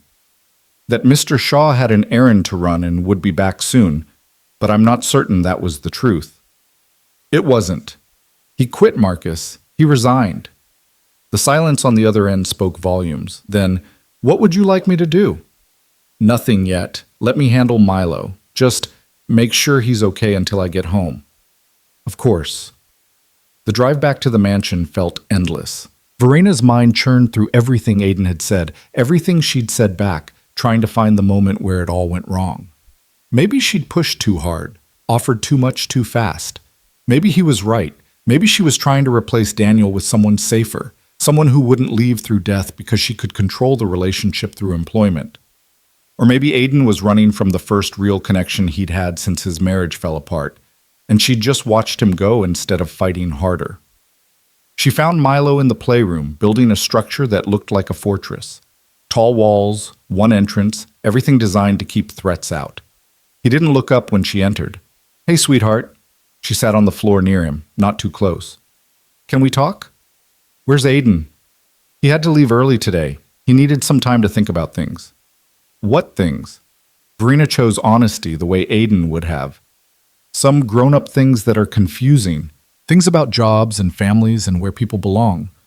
Milo's hands stilled on the blocks. "Is he coming back?" "I don't know." The admission hung between them. Milo's face crumpled and Verena braced for the rage, the destruction, the tears. Instead, he just looked at her with eyes too old for his face and asked the question that broke her heart. "Did I do something wrong?" "Oh, Milo, no." She moved closer, pulling him onto her lap despite his initial resistance. "You didn't do anything wrong. This isn't about you." Then why would he leave? Because sometimes people get scared. Even grown-ups. Even people who care about us a lot. They get scared of getting hurt, so they hurt themselves first by leaving before anyone can leave them. "That's stupid." "Yeah," Verena agreed, her voice thick. "It really is." Milo was quiet for a moment, his small body tense against hers. Then, "Is he scared of me?" "No, baby. He's scared of losing you. There's a difference. But if he leaves, he loses me anyway." The logic was irrefutable. Verena held him tighter, wishing she had better answers, wishing she could fix this the way she fixed corporate problems, with money or strategy or sheer force of will. But this required something she was only just learning how to offer: vulnerability and presence and the courage to wait. "What do we do?" Milo asked. "We give him time to figure out what he really wants, and we hope that he realizes running away doesn't protect anyone. It just makes everyone lonely." That night, Milo insisted on sleeping in Verena's room. She made space for him in her king-sized bed, and they lay in the darkness together, neither sleeping, both thinking about the man who'd taught them how to be a family and was now threatening to unmake everything they'd built. "Mom?" Milo's voice was small in the darkness. "Yeah, sweetheart? If Aiden doesn't come back, will you leave too?" The question drove a knife through her chest. She rolled onto her side, pulling him close so he could hear her heartbeat. "I'm not going anywhere. I promise you, Milo, I'm staying right here." "But you can't promise nothing bad will happen." "No, I can't promise that. But I can promise that I will be here, choosing you, every single day, even when it's hard, even when I'm scared, even when everything feels like it's falling apart. I'm not leaving you."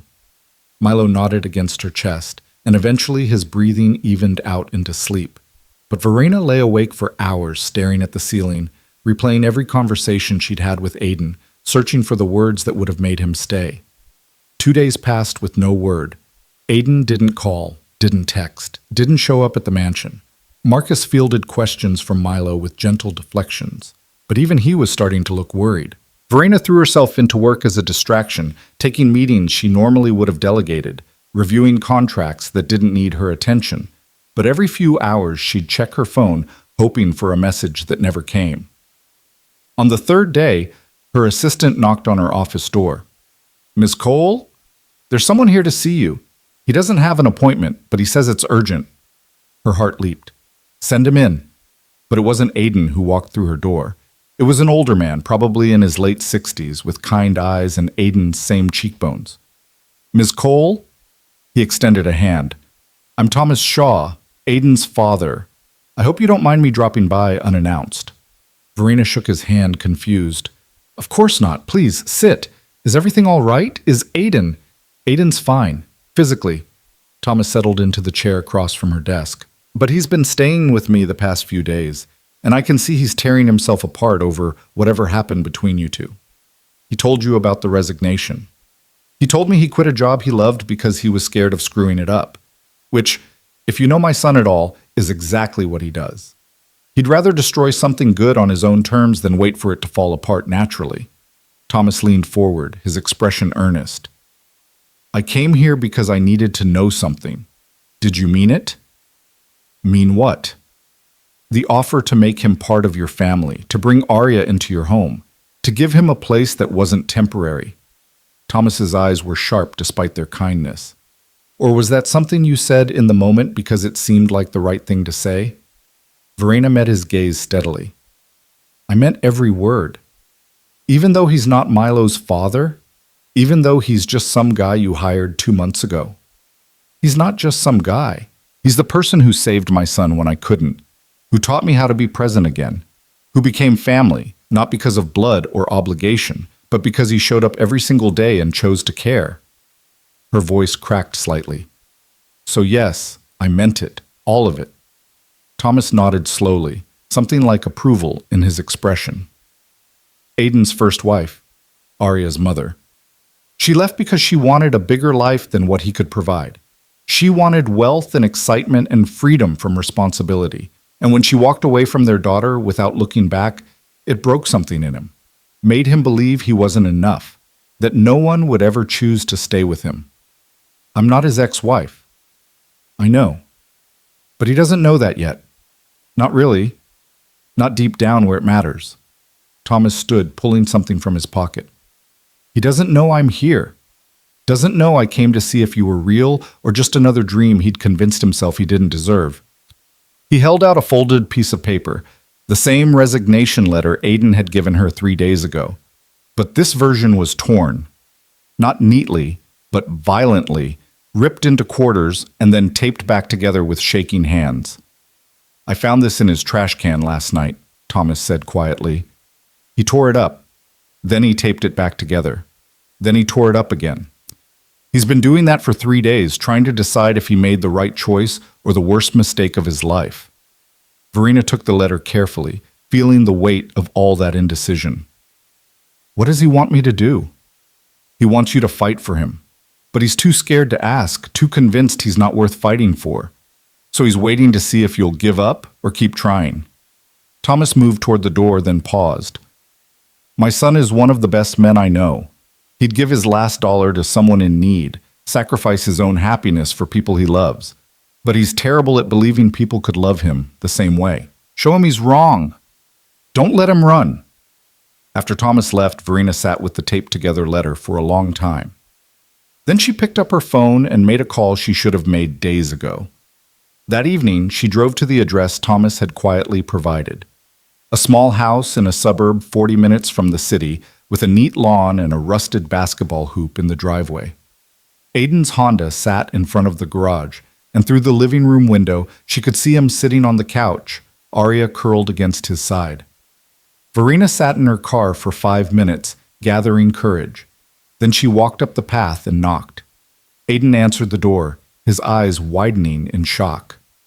Verena, what are you... You tore up your resignation letter. He glanced back into the house, then stepped outside, closing the door behind him. My dad told you. He came to see me, to make sure I wasn't going to hurt you the way your ex-wife did. He had no right. He had every right. He's your father. He loves you. And he's watching you sabotage the best thing that's happened to you in years because you're too scared to believe it's real. She held up the taped-together letter. Is this what you want? To walk away from Milo and me and everything we could build together? I don't know what I want. Yes, you do. You want to stay. You want to bring Arya home. You want to be part of our family. But you're terrified that if you let yourself have those things, we'll eventually take them away. Aiden's shoulders sagged. He sat on the front step, and after a moment, Verena sat beside him. My ex-wife told me I was too small, he said quietly. Too ordinary, too content with simple things. She said I'd never be enough for anyone who wanted more from life. And then she left Arya, our 4-year-old daughter, and never looked back. How am I supposed to believe that someone like you, someone who has everything, would choose to keep someone like me? Because I'm not choosing your bank account or your career potential or whatever other measuring stick your ex-wife used. I'm choosing you, the man who kneels on the floor to talk to my son, who plants sunflowers and reads stories and doesn't give up when things get hard. That's enough. That's more than enough. What happens when it's not? When you realize you could have anyone and you settled for Aiden? She turned to face him fully. I don't want anyone. I want you. And I need you to decide if you're brave enough to believe that. He looked at her for a long moment, vulnerability and hope warring in his expression. Then, slowly, he pulled the taped-together letter from his pocket. Apparently he'd been carrying it around, and tore it in half, and then in half again. The pieces fluttered to the ground between them like snow. I'm terrified, he admitted, terrified. Me too. I don't know how to do this, how to be part of something without waiting for it to end. Then we'll figure it out together. That's what family does. The door behind them opened. Arya peeked out, her dark curls sleep-mussed, clutching a stuffed rabbit. Daddy? Who's that? Aiden's expression softened immediately. Arya, baby, this is Ms. Cole. Remember I told you about Milo? The boy with the sunflowers? That's right. Miss Cole is his mom. Arya studied Verena with solemn eyes. Are you nice? I try to be, Verena said gently. Your dad talks about you all the time. He says you're very brave. I am brave. Daddy says so. Arya looked between them. Are you making Daddy sad?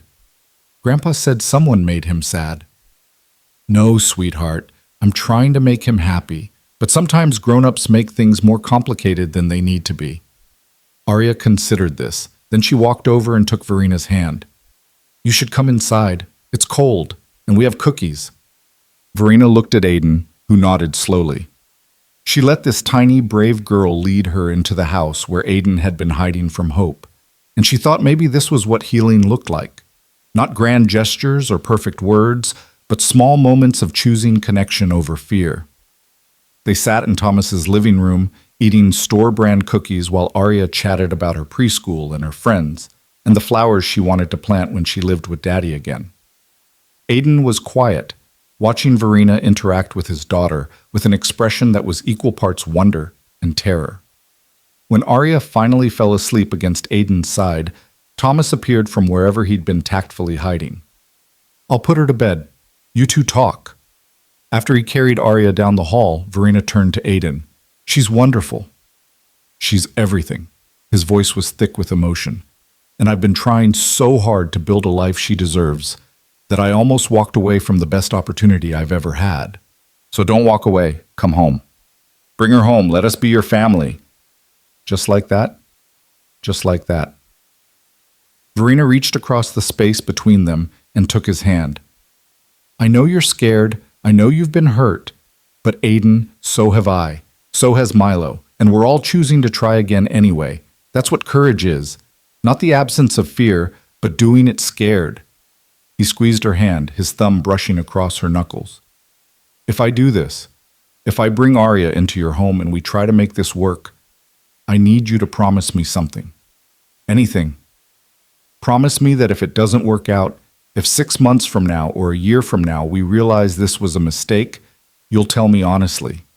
Don't let me get comfortable just to pull the rug out later. I can handle rejection. I can't handle false hope. Aiden, this isn't false hope. This is real. And yes, I promise. If somehow this becomes unhealthy or wrong, we'll talk about it honestly. But I don't think that's going to happen. I think we're going to figure this out, together, and build something better than any of us could have built alone. He pulled her closer, resting his forehead against hers. Milo's going to be so mad at me for disappearing. Milo's going to be thrilled you're coming back, and he's going to love meeting Arya. What if they don't get along? They will. But even if they don't immediately, they'll learn. That's what siblings do. The word hung between them, siblings, implying a permanence they hadn't quite articulated yet.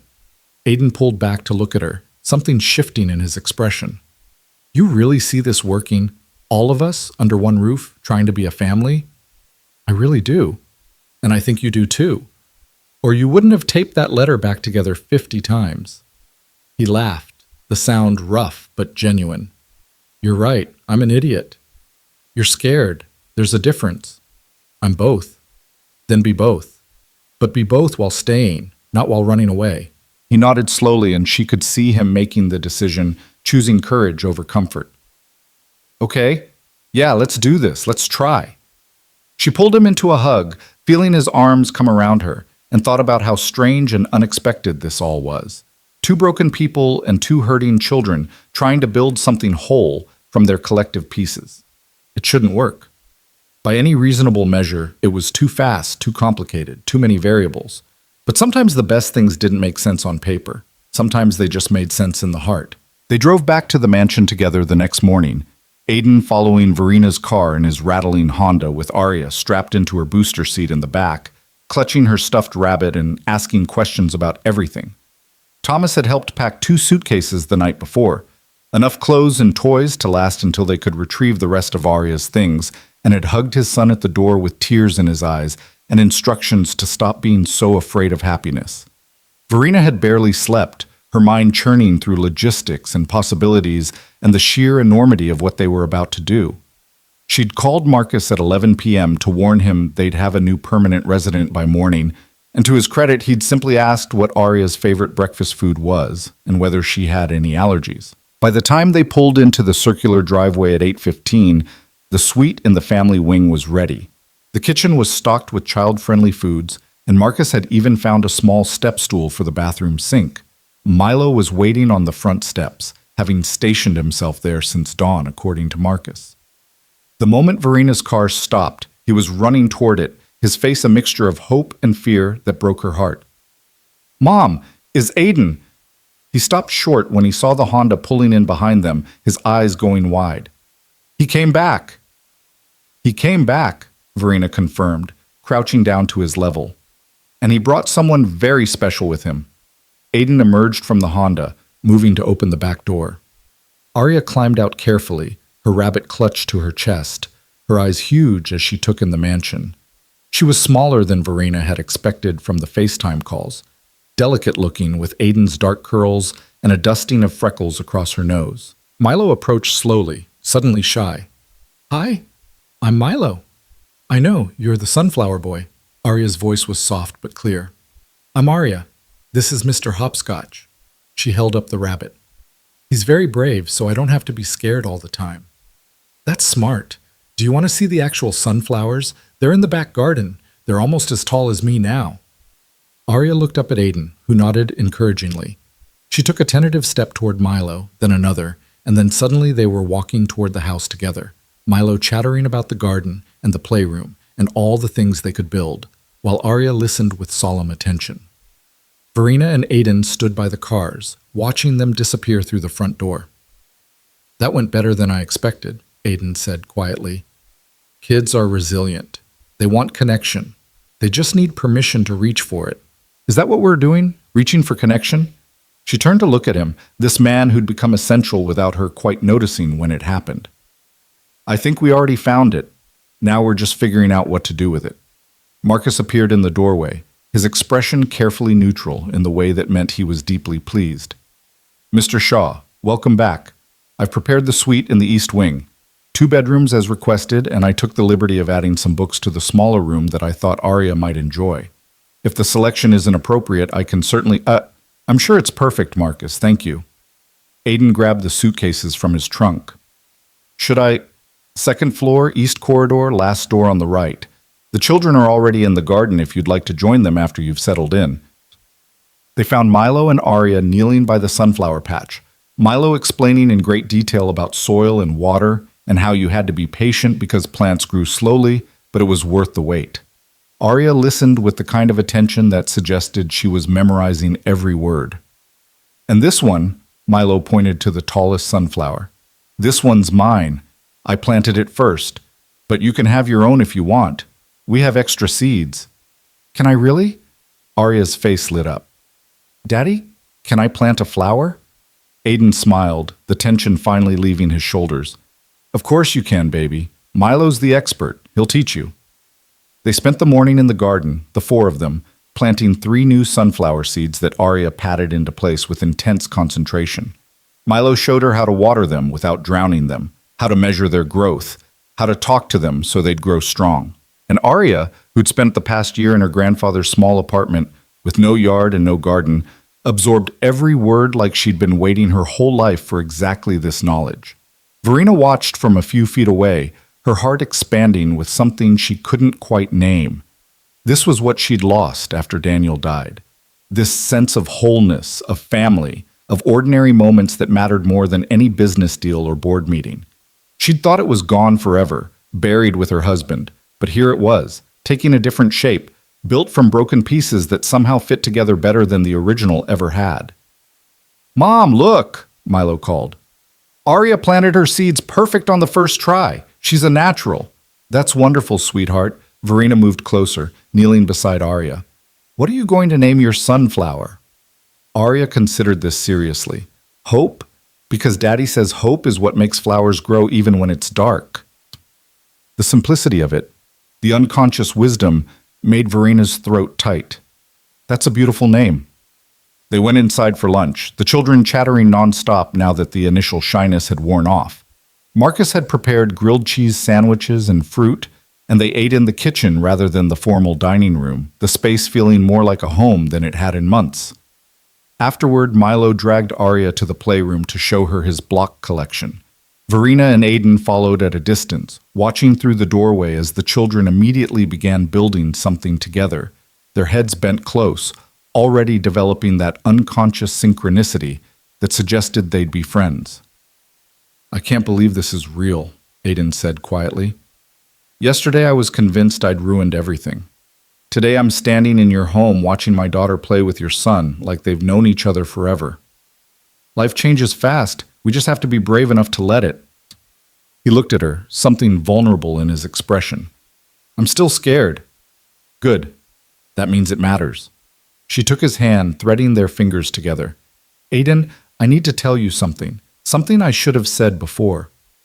"What?" "I deleted the cameras. The ones I used to watch you and Milo. I haven't looked at a single feed in 3 weeks." He absorbed this, understanding the significance. "You stopped surveilling and started trusting. I stopped hiding and started participating. Because you taught me that watching life through a screen isn't the same as living it." She squeezed his hand. "Thank you for that. For teaching me how to be present again. You taught yourself. I just showed up." "You did more than show up. You saved us. I think maybe we saved each other." They stood there watching the children build towers and knock them down, laughing at the destruction and immediately starting over. And Verena thought about the cameras she'd relied on for so long. How she'd installed them after Daniel's death, desperate to control something, anything, in a world that had proven itself terrifyingly unpredictable. How she'd watched Milo spiral through those lenses, observed his pain without feeling it, kept herself at a safe distance from emotions that might drown her. And how Aiden had walked into that surveillance state and unknowingly shown her what she was missing, not through judgment or criticism, but simply through being present in ways she'd forgotten how to be. Through kneeling on floors and planting gardens and holding space for feelings too big for words. The afternoon dissolved into evening. They made dinner together, all 4 of them in the kitchen, chaos and laughter and spilled ingredients that would have horrified Verena 3 months ago, but now just felt like life. Arya insisted on helping with everything, her small hands stirring pasta sauce and setting the table with mismatched precision. Milo hovered protectively, catching her when she nearly dropped a plate, teaching her which forks went where. After dinner, they migrated to the library, the one that used to be Daniel's study, the room where Milo had shattered all those sculptures. But the destruction had been cleared away weeks ago, and in its place, they'd created something new. Floor-to-ceiling bookshelves that Milo had helped organize, a reading corner with cushions and soft lighting, a space that honored the past without being imprisoned by it. Aiden settled into the reading chair with both children curled on either side of him and began reading aloud from a book about dragons and friendship. His voice was steady and warm, changing pitch for different characters, making both children giggle at his dramatic renditions. Verena sat across from them, pretending to read her own book, but mostly just watching, memorizing this moment because she knew it was important. Knew it was the kind of moment that would define the architecture of their new family. Halfway through the 3rd chapter, Arya's eyes started to droop. She fought it valiantly, jerking awake every time her head nodded forward, but eventually she lost the battle and slumped against Aiden's side, fast asleep. "Should I take her up to bed?" Aiden whispered. "Finish the chapter first," Milo said. "I want to know what happens." So Aiden kept reading, his voice dropping to just above a whisper, while Arya slept and Milo listened with rapt attention, and Verena felt something settle in her chest that had been unsettled for far too long. When the chapter ended, Aiden carried Arya upstairs to their new suite. Milo followed, wanting to see her room, and Verena trailed behind, watching as Aiden tucked his daughter into the bed that Marcus had made up with soft blue sheets. Arya stirred slightly, reaching for her rabbit, and Aiden placed it gently in her arms before kissing her forehead. "Love you, baby girl," he murmured.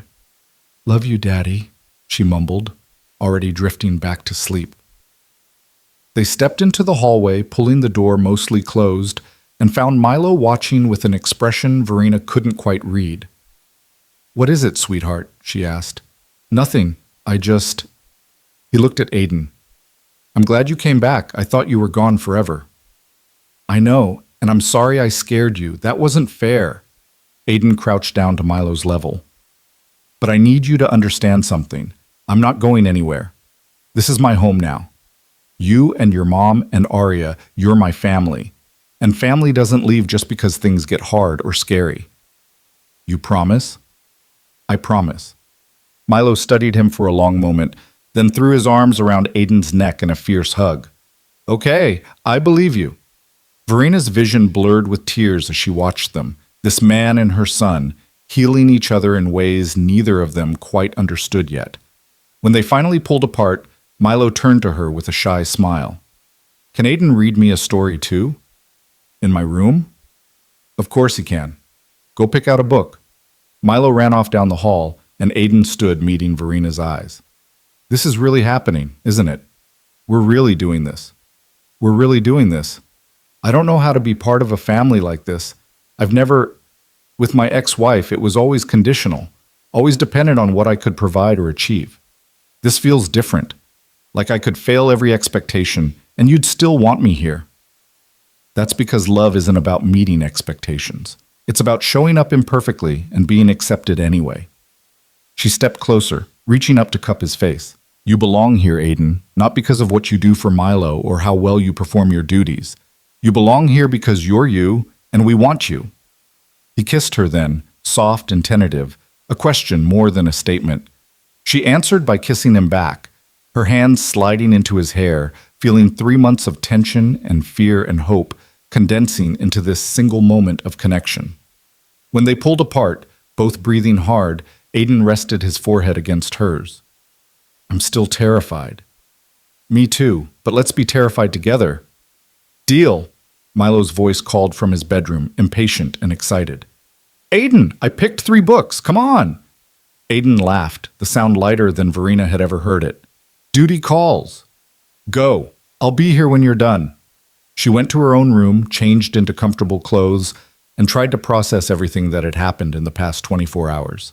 Yesterday, she'd been terrified she'd lost Aiden forever, that his fear would override everything they'd built. Today, he was reading bedtime stories to her son, while his daughter slept down the hall, and they were building something that looked like family. It was fast. Objectively, it was too fast, going from employer and employee to something like co-parents in less than 3 months. Her board of directors would have called it reckless. Her late husband's family would probably call it disrespectful to Daniel's memory. But Verena had spent 18 months being careful and controlled and properly grieving, and it had nearly destroyed her and her son both. Sometimes the right thing looked reckless to people on the outside. Sometimes healing didn't follow a socially acceptable timeline. A soft knock on her door pulled her from her thoughts. Aiden stood in the hallway, looking hesitant. Milo's asleep. All 3 books, 2 glasses of water, and a 15-minute discussion about whether dragons could be friends with sharks later. She smiled. "Sounds exhausting." "Sounds perfect." He leaned against the doorframe. "I should let you sleep. Tomorrow's going to be busy.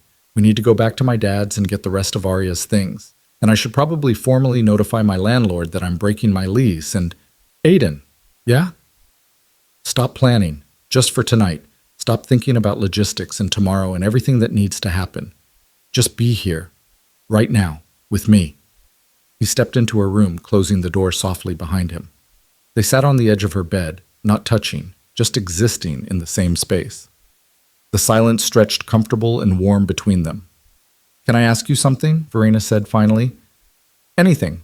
Iggy. What changed between when you gave me the resignation letter and when you tore it up? What made you decide to stay? Aiden was quiet for a moment, gathering his thoughts. Arya.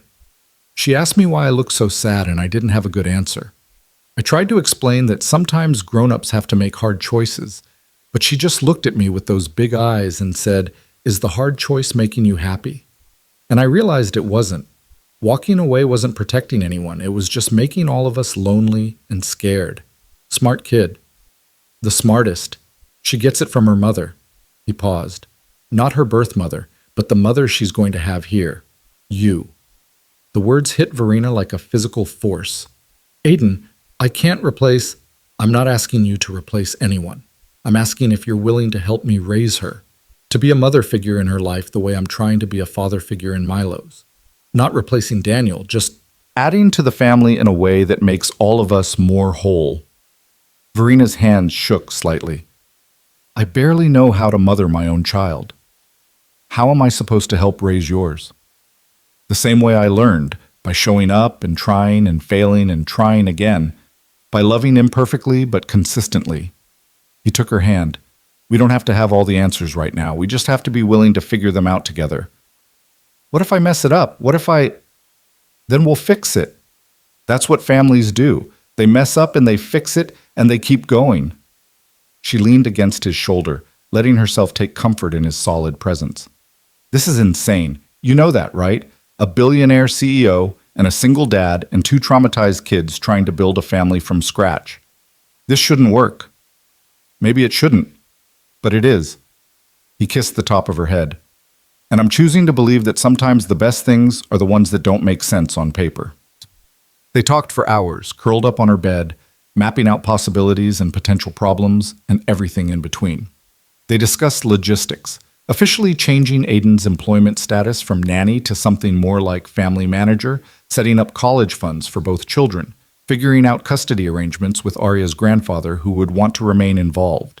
They discussed emotions, how to help both kids process their respective traumas, when to push and when to give space, how to build trust that would last. And somewhere in those conversations, between practical planning and vulnerable admissions, something shifted. The fear didn't disappear, but it became manageable, shared. A weight they could carry together instead of crushing them separately. The weeks that followed fell into a rhythm that felt both chaotic and right. Arya adjusted to the mansion with surprising ease, her natural resilience shining through as she explored every room, made friends with Marcus, and declared the garden her favorite place in the whole world. She and Milo became inseparable, building elaborate structures, creating elaborate games, occasionally fighting the way siblings do, but always making up before bedtime. Verena restructured her work schedule, setting hard boundaries about evenings and weekends. Her board grumbled about her reduced availability, but her performance hadn't suffered. If anything, she was sharper and more focused during the hours she did work, no longer drowning in grief-fueled workaholic tendencies. She made it home for dinner most nights, helped with homework, read bedtime stories, showed up for soccer practice and dance recitals, and all the mundane, beautiful moments that comprised family life. Aiden officially became family manager, a deliberately vague title that encompassed everything from childcare to household oversight to being Verena's partner in all the ways that mattered. They hired an additional staff member to handle cleaning and cooking during the day, freeing Aiden to focus on the children and the increasingly complex logistics of managing a household with 2 working adults and 2 active kids. Marcus, witnessing the transformation, pulled Verena aside one evening with tears in his eyes. I've worked for your family for 20 years, he said quietly, and I've never seen this house feel like a home until now. 3 months after Arya arrived, Verena did something she'd been avoiding since Daniel's death. She packed up his clothes, his personal effects, everything that had been preserved like a museum exhibit. Not to erase him, his photos still lined the hallways, his favorite books remained on the library shelves, but to make space for life to continue. She donated his clothes to charity, gave his watches to be held in trust for Milo when he was older, released the grip she'd had on physical objects, as if holding them tightly enough could bring him back. Aiden found her in their bedroom. It was their bedroom now, though that transition had happened gradually, night by night, until it felt natural for him to sleep beside her instead of down the hall. She was folding Daniel's favorite sweater, the one she'd been unable to part with, tears streaming down her face. "You don't have to do this all at once," Aiden said gently, sitting beside her. "Yes, I do. Because if I don't do it now, I never will, and I need to let him go. Not forget him, but stop living in the past. He'd be proud of you, of how far you've come, of the mother you've become again." "You think so?" "I know so. Because any man who loved you and Milo the way Daniel did would want you both to be happy, even if that happiness looks different than what he imagined." She folded the sweater one last time, placed it in the donation box, and let herself cry. Aiden held her through it, offering no platitudes, just presence. When the tears finally subsided, she felt lighter. Still sad, still grieving, but no longer drowning in it. 6 months after Aiden and Arya moved in, Milo's therapist called to schedule what she termed a celebration appointment. "I wanted to see Milo in person to mark his progress," Dr. Chen explained. "He's come so far from the boy who couldn't express feelings without destroying things. I think it would be valuable for him to recognize that growth." During the appointment, which Verena attended at Dr. Chen's invitation, Milo sat on the familiar couch in the familiar office and talked about his life with a confidence that would have been unthinkable a year ago. "I still miss my dad," he said when Dr. Chen asked how he was feeling. "I think about him a lot, but it doesn't hurt the same way anymore. It's more like he's part of me, but he's not the only part. Does that make sense?" "Perfect sense," Dr. Chen said. "What changed?" Milo thought about it seriously. "I have more people now. I have Mom, and she's actually around now. And I have Aiden, who teaches me stuff and listens when I'm upset. And I have Arya, who's like a sister. And I think when you have more people, the missing someone hurt gets smaller because you're not so lonely anymore." After the session, Dr. Chen pulled Verena aside. "Whatever you're doing, keep doing it. That child has healed more in 6 months than I thought possible. You should be very proud." Verena was proud. But more than that, she was grateful. Grateful for Aiden's intervention, for Milo's resilience, for the strange series of circumstances that had brought them all together. One Saturday afternoon in early autumn, they all went to the garden to check on the sunflowers.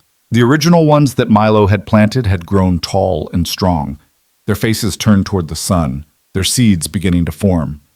Arya's flower, Hope, had grown fastest, already towering over the others despite being planted months later. "Look how big they are," Arya marveled. "We grew these from tiny seeds." "That's how growth works," Aiden said, pulling her close.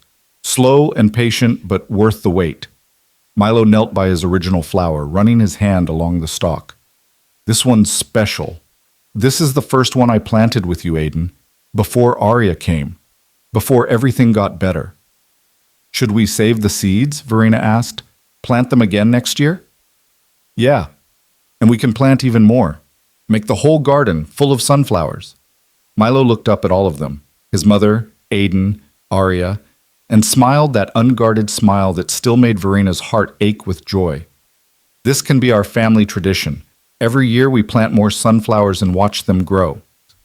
That evening, after the children were in bed, Verena and Aiden sat in the library with glasses of wine, comfortable in the silence that had become their default. "I've been thinking about something," Aiden said eventually. "What's that?" "We should make this official, not just employment and cohabitation, but actual family. I want to adopt Milo, and I want you to adopt Arya. Make us legally what we already are in practice." Verena's breath caught. "Are you serious?" "Completely serious. These kids, they've already bonded as siblings. We've already bonded as partners, as co-parents. Why not make it permanent? Give all of us the security of knowing this isn't temporary. This isn't dependent on employment contracts or living arrangements. This is forever." "Aiden, that's huge. That's marriage-level commitment without the marriage." "Then maybe we should talk about that too." He set down his wine glass, turning to face her fully. "I love you, Verena. I've been in love with you for months, probably since that night you came home early and we made cookies with Milo and I saw you choosing to be present. I didn't say anything because it felt too fast, too complicated. But loving you isn't complicated. It's the simplest thing I've ever done. Tears pricked her eyes. I love you too. I think I started falling for you when I watched you through those cameras, seeing how patient you were with Milo, how you never gave up on him. And then when I stopped watching and started participating, I fell even harder. Because you didn't just save my son. You saved me. So what do you say? Should we make this official? Get married? Adopt each other's kids? Become the weird blended family we've already been pretending to be? She laughed through her tears. Yes. God, yes. Let's do all of it.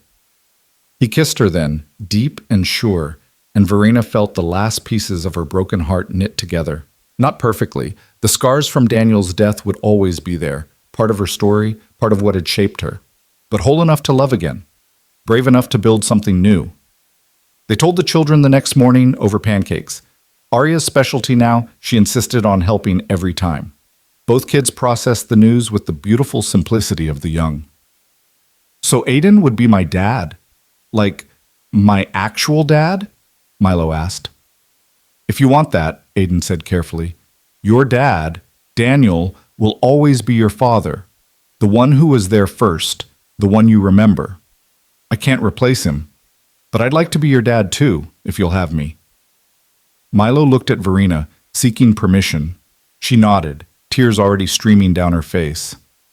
Okay, Milo said, his voice small but certain.